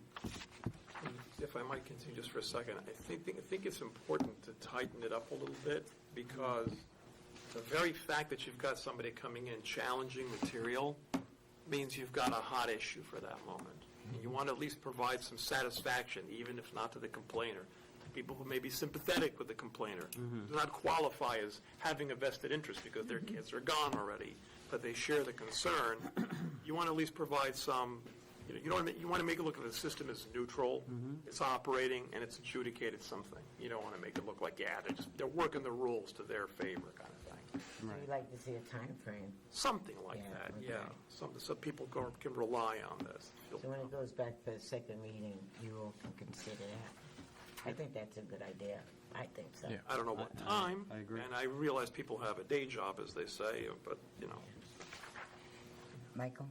So there's a sentence that says the board will review and update this policy as necessary in 5 years.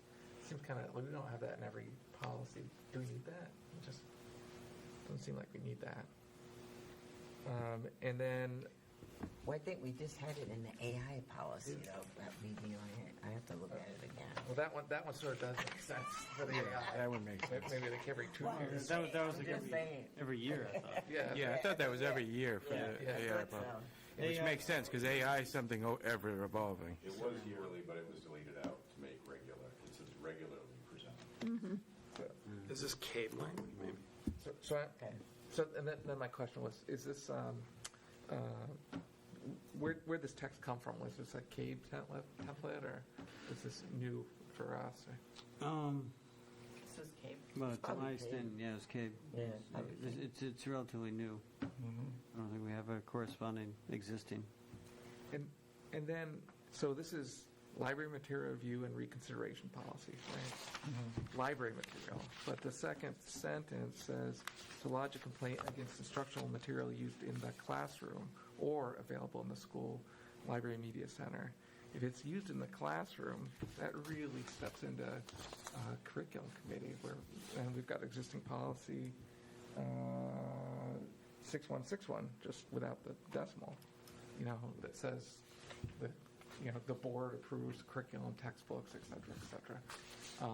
So I don't know why we have that seems buried in there. If we get rid of that, it seems like it's back to the library media centers thing. Otherwise, this has all of a sudden become very broad. You challenge a textbook with this. Oh, you could challenge a handout that the teacher... it's true, or a handout or anything. Yeah. The second sentence of the policy, it's right there. Groton Board of Education understands that on occasion a member of the public wish to lodge a complaint against instructional material used in the classroom or available in the school. So you want to take out in the classroom? Yeah, because I think it's all of a sudden very broad that That's way. a good note. Appreciate that. Don't tell them that, Ian, that you appreciate it. I could feel it. Is that better than thank you? Should have hit. No, that's it for me. All right. I'm sorry. Anything else? Okay.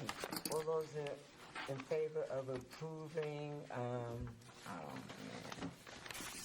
approving library material review and reconsideration policy attachment 11 as a first read, say aye. Aye. Opposed? Abstentions? Okay, approved.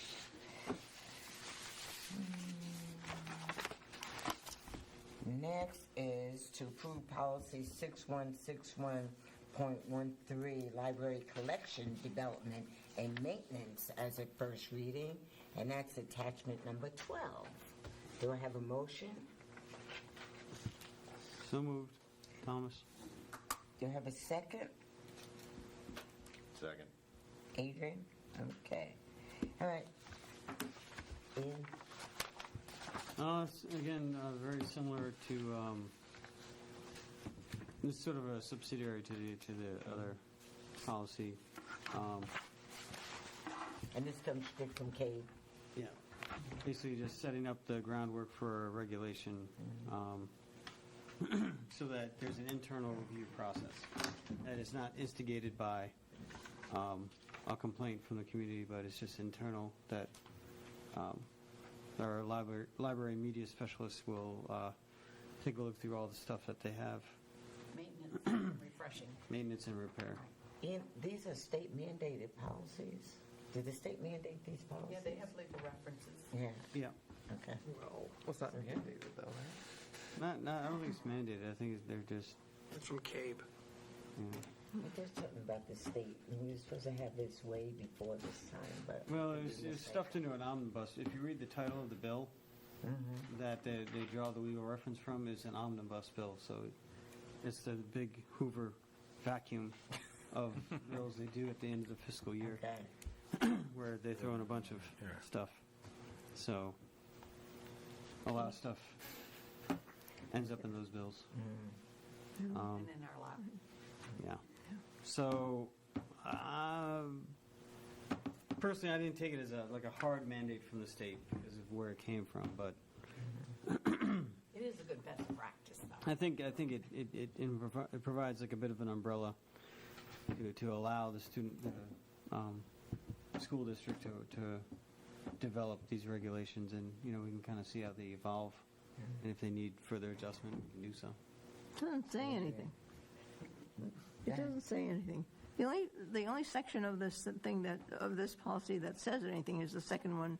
It says that a student shall have access to the library and other educational materials that is relevant. That's the only thing that says anything. The rest of it is like the media center is an important place. I'd beg to differ. Just the last paragraph does say the board directs the superintendent to create an administrative regulation that establishes a procedure to continually review library and other educational material within Right. the school Well, I library shouldn't. and center. Well, that's again. I don't think we should be directing the superintendent to do that. All right, any other, Mike? Yeah, when you were discussing the policy, did you consider the overlap with 6163.1 library material selection and its corresponding regulation? Looks like it covers this.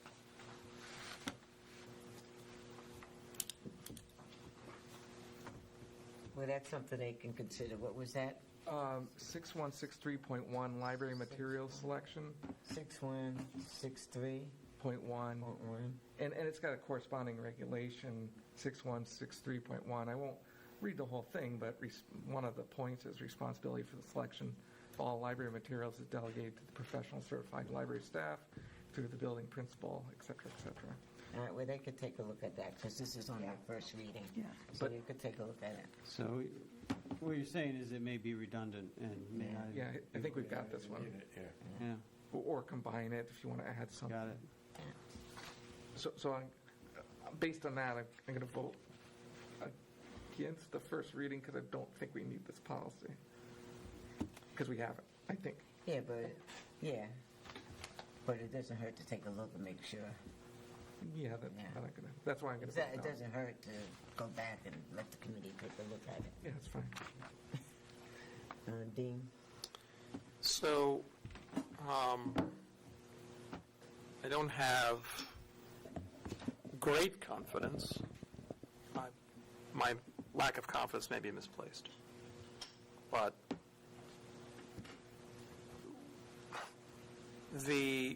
a lot has been made of the training of the library specialists, the media specialists, et cetera, to curate, to collect, maintain, et cetera, et cetera, et cetera, and that's all wonderful. Studies have shown, and what I'm homing in on is when they talk about wide range of varied diverging viewpoints in the collection as a whole, if only that were honored. Because typically what happens, what often happens, is that when someone's considering including or not including material in the library, the fallback is onto the author's identity. How many black authors do we have? How many Hispanic authors do we have? How many gay authors do we have? How many women authors do we have? Et cetera. There's a greater focus on actual personal identity rather than actual viewpoints. Why? Because it's presumed that if somebody is black or Hispanic or male or female, that's their viewpoint. That's a trap that so many fall into. And studies have shown that the school is like 10 times as likely to have material by the gentleman that goes by the name of Ibram Kendi or Ta-Nehisi Coates than any responses to those folks. So it's not actually in practice balanced. That's my concern. Hopefully, we will have balanced collections. But in practice, I've been disappointed. But I haven't made a review of our library. I didn't want to be the snoop. I do know there's one book that was prominently displayed that's usually the lightning rod for a lot of people in the high school library. And frankly, a lot of the concerns have to do with appropriateness. It's not the banning of the book, it's the fact that it's in this library, K through 5, when it should be in the 9 through 12 library. Those are the sorts of things we're talking about. So I think Andrea's correct. What does the policy really say? Is it really a policy? But I'm going to use this opportunity to bring up, like I said, my concerns that in practice, the collections can be very unbalanced. And by just saying, well, let the library specialists, well, in the past and in other places, library specialists have really skewed things. So hopefully we'll do better. Any other discussion? Okay, all those in favor of approving Policy P6161.13, Library Collection Development and Maintenance Policy as a first reading, say aye. Aye. Aye. Opposed? Opposed. Opposed, okay. Don't say anything. Wait a second, hold tight now. Wait till you get to the next one. I hope that opposed. Andrea? Me. Dean? Did I see your hand up? Adrian? Yeah. Adrian? Mike is opposed. Mm-hmm. And Mike? As a first reading, right? Right. Okay. All those in favor? Jen, are you in favor of 6161.3? Yes, okay. Yes, as a first reading. Mm-hmm. Jen, Ian. Going back to committee no matter what. Yeah. One way or the other. Yeah, right? Yeah, first or second. Bev, and that's it. Oh, Sean. Okay. So, 1, 2, 3, 4. It's going back anyway. Back to committee. But it fails, right? It failed. So going back. It's going back. We redrafted it, come back as a first reading. Okay. So it never got its first reading. No. Never passed its first reading. Fair enough. A fitting fate. If you have any suggestions for the policy committee on this, please forward it. What are you looking at me for? I'm just saying you could. Oh, I took started to notes say on something. You don't have to send me an email. Oh, I wrote down what you said. I'll bet you All right. did. Andrea's on the committee already. Mike, if you have any comments, just send it forward to Ian. Okay. All right, next one. To approve policy 6161.14, library display and program policy as the first reading. Do I have a motion? So moved. Thomas. I'll second.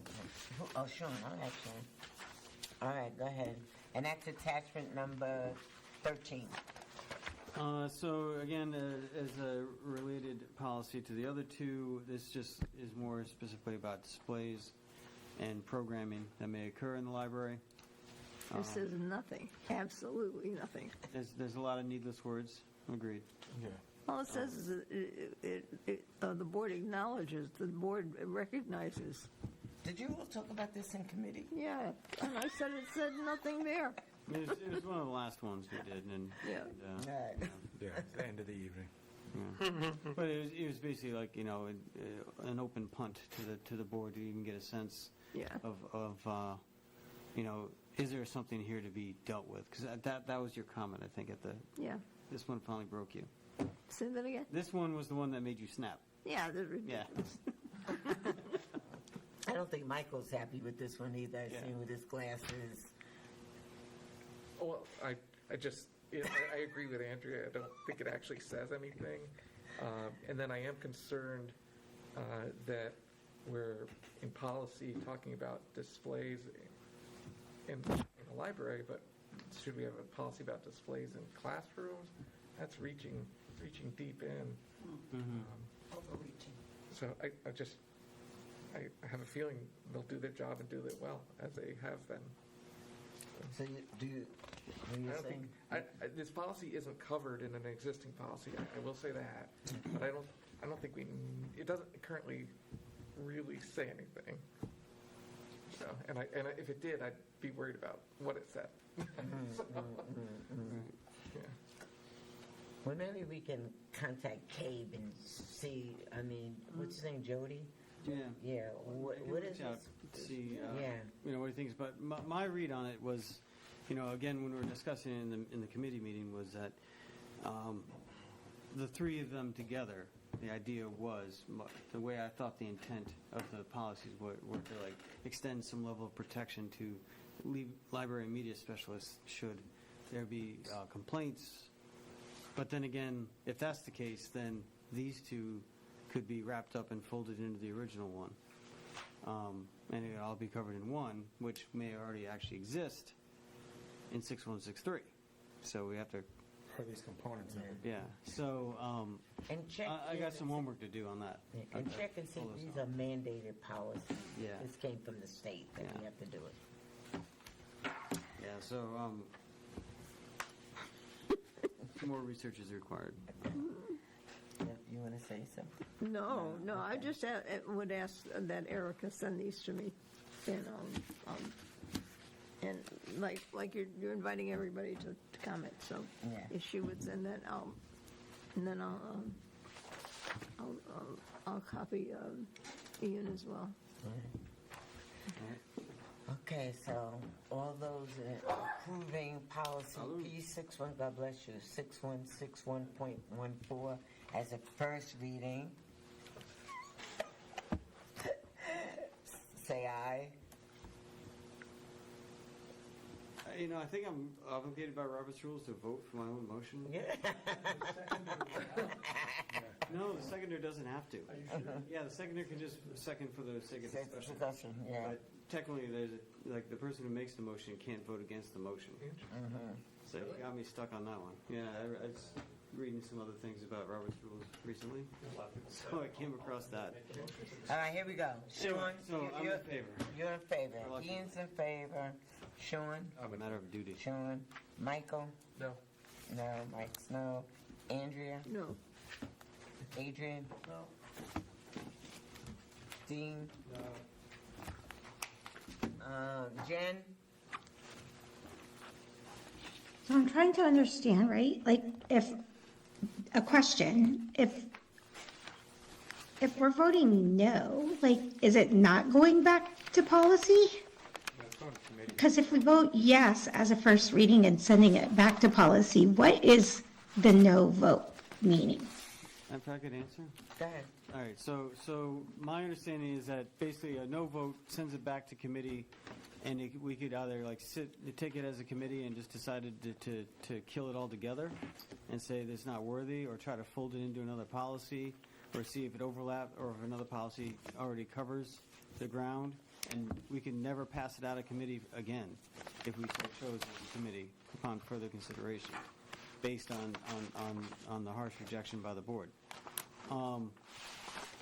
But a yes vote would send it back with some affirmation, meaning overall the board's in favor of the policy, and it just needs some refinements that we would then take into advisement and respond to and try to get it tuned up to pass it for a second reading. That's a good question, Okay. Jen. Did that clarify? Yeah, no, thank you for that, Ian. Because I was like, in both situations, right? Like, it's going back, and I just didn't know, like, what was the difference. And if it comes back, So it comes basic- back as a first reading. It comes back as a first read, but then again, as I just noted, it may All never right. come back. It may just... Or it may never come back. Unless it's mandated, unless it's a thing, so we'll do a little more research on that, and, Well, Jen, how did you vote, Jen? No, I was trying to get a clarification of whether I should vote no or yes, but if I do a hard no, it could potentially not come back. So I'll vote yes to have it sent back so that they can look at it. And I'll vote yes. But it's 4-4, so it goes back. Oh, that means, like, that's not a death sentence. Yeah. Okay, the next item is discussion and possible action regarding recognition of October 2nd, 2025 as National Custodian Day. So moved. Okay, Andrea and Adrian. Okay, and this is to recognize October 2nd, 2025 as National Custodian Day, and to direct the superintendent of schools to send a letter of appreciation to the custodial staff. Sam, on behalf of the board, please thank your staff for all the hard work they do. I mean, when I come into this building, I look at those floors, they are like shining. So in most of the schools, except for the new schools, where the floors don't do that. But this, you know, They're clean.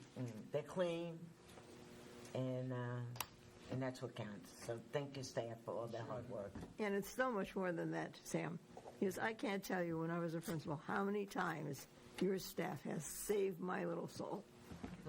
So it's much more than just clean floors at all. That's what they do. What do they do? I said that's what they do. Oh, yes, they save our souls as principals, yes. And even with the plowing in the winter and the shoveling, I mean, that's not an easy job. Getting up 4 o'clock. I could barely get up at 8 o'clock. Never mind 4. Even when we see that auto shop and how they've cleared it out and moved things, they've done really awesome job. Greatly appreciated. Thank you. So all those in favor of October 2nd, 2025 as National Custodian Day, say aye. Aye. Opposed? Okay. Thank you all. Next is letters, communication, comments by board members on meeting items and other items in their jurisdiction. So, Sean, are you familiar with this? This is if you get any letters or communication from the public that you want to bring up, this is the place to do that. If you have comments yourself that you want to make, keep them short, 1 minute. Don't be like these guys. Okay? We have the 1 minute rule at the end of the night. My one question earlier was today we discussed how you support homeless students. Do we have a policy around that? The reason I ask is my wife is actually the youth navigator in the area, and she works with all of the schools except the high schools in the area except for Fitch. So would love to see how, if there's a policy and how we can get better support for the homeless community. So we do have Denise Doolittle, who oversees the McKinney-Vento, which is basically the legal reference. And we do make contacts through our social workers, and families will come to us and, let us know that they're homeless. And then, we have to provide transportation. Last year, we had quite a few families who were even in housing in hotels across the bridge in New London. And, we made sure they had transportation, food, backpacks, everything that you can imagine. Christmas, we knew those kids. We knew a lot of those kids. And those stories are really, really discouraging. And so we have to do everything we can to support our students. But I'll find out, if you give me your wife's card, I can. Yeah, next time I see you, I'll bring it. I think we do have a policy, don't we? We do. We do have a policy. Okay. Did you get the policy book? It's online. I'll look it up online. Okay, all right. You'd know if you got it. Yeah. Yeah, it's big. That's why it's online now. Did Sean get everything he's supposed to get, like the contracts and? A lanyard. Yeah. Got my lanyard. Even I don't have a He's lanyard. supposed to get the policy book. 5 years now. Well, we basically now don't copy Got it. the badge. Basically, it's online and it's searchable. Okay. So it's much easier to access than even the old, and to keep up with them. She was a member of the lanyard. Okay. If you wanted the old, I would. No, I'll look it up. Thank And you. anything else he's supposed to get as a new board member, Yep. he should be getting. Joyce went through our typical packets for Okay. newcomers, and You got it, okay. All right. You all set, Sean? I'm all set. Okay. Mike? I'm all set. Yeah. All right. Well, I don't know. I don't know about Robert's rules. I don't want to get shot. So I don't know when I have Martin Luther King invitations to pass out. I can do that after the board. I also have something else that the whole board wants to take part in. And the other thing I wanted to say was, I didn't get any communications, but I wanted to say one more thing about the custodians. So that's on the agenda, so I guess I can say it. And there was one custodian when I was a principal who knew that I cannot kill anything, and that custodian would get any bug that was crawling down the hall or in the bathroom or wherever and confiscate that bug and take it outside and throw it outside so it could live. I mean, that's above and beyond. Yeah. Okay. Adrian?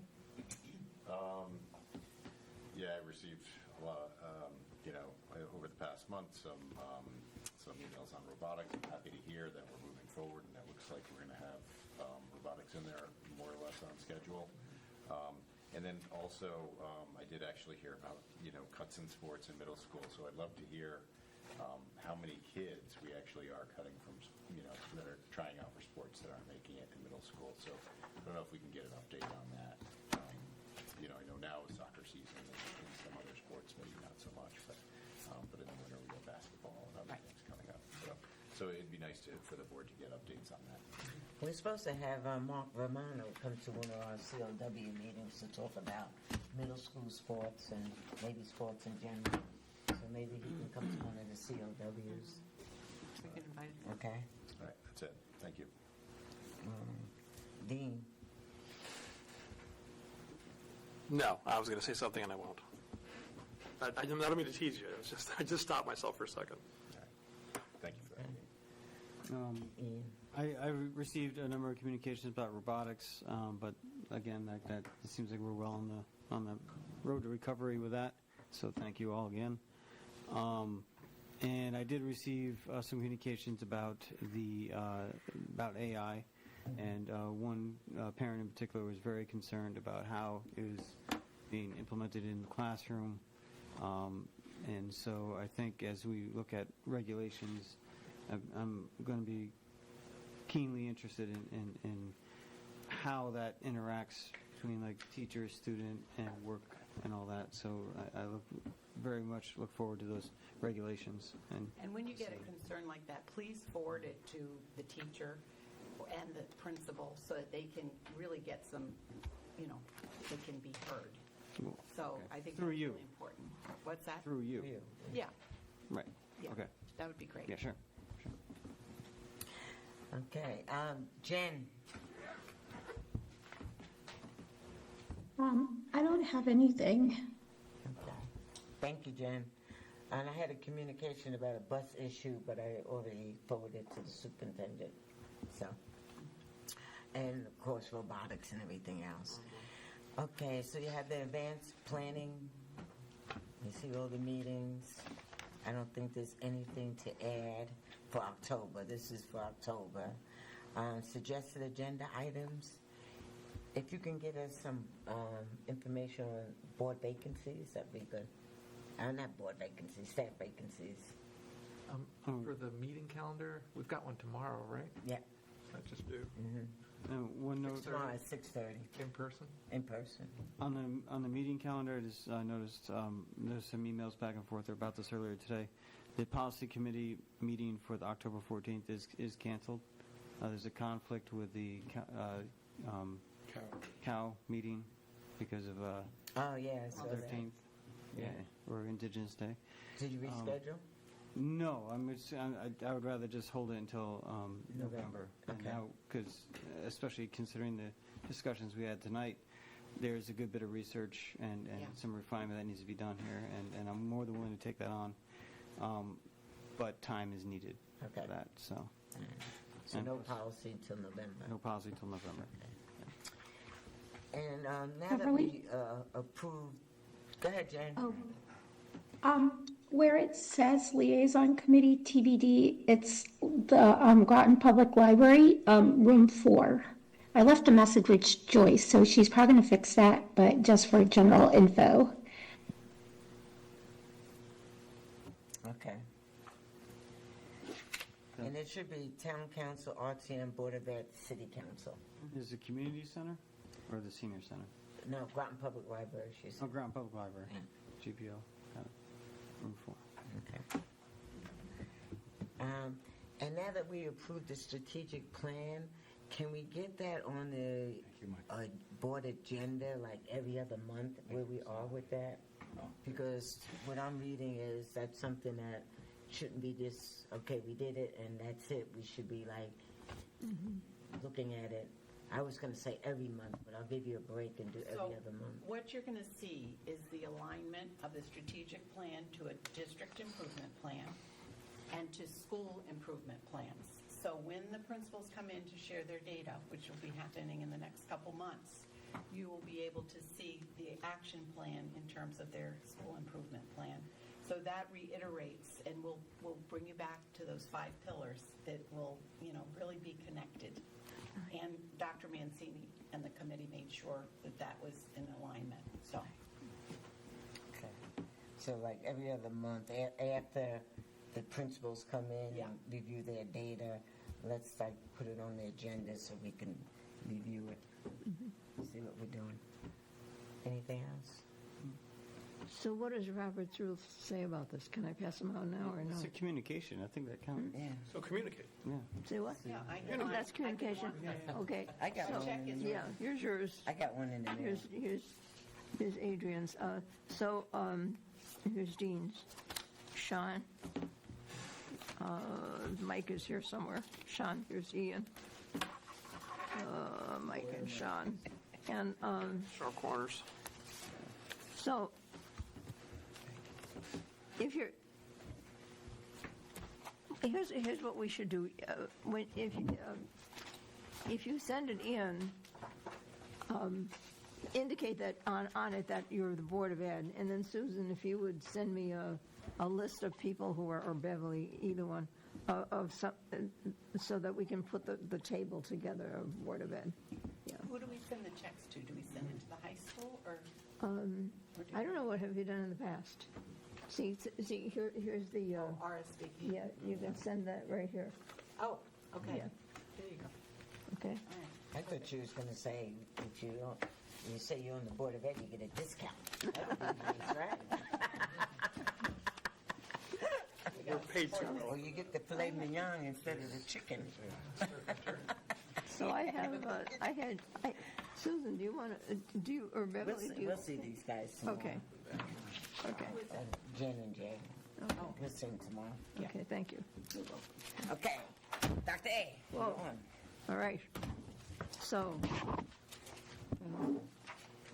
Board of Ed wanted to be able to go and celebrate your dad. And to just toast all the wonderful memories and moments that you've had with him. So here's how you can do that. Thank you. You're welcome. I think I'm supposed to go to something right now. Thank you. This is the ocean house. My dad loved fishing. He loved fishing. So being by the ocean, I'll think of him. Good, great. Thank you, guys. Thank you. I appreciate it. So motion to adjourn? Motion to adjourn. We're adjourned. I'm choked up now.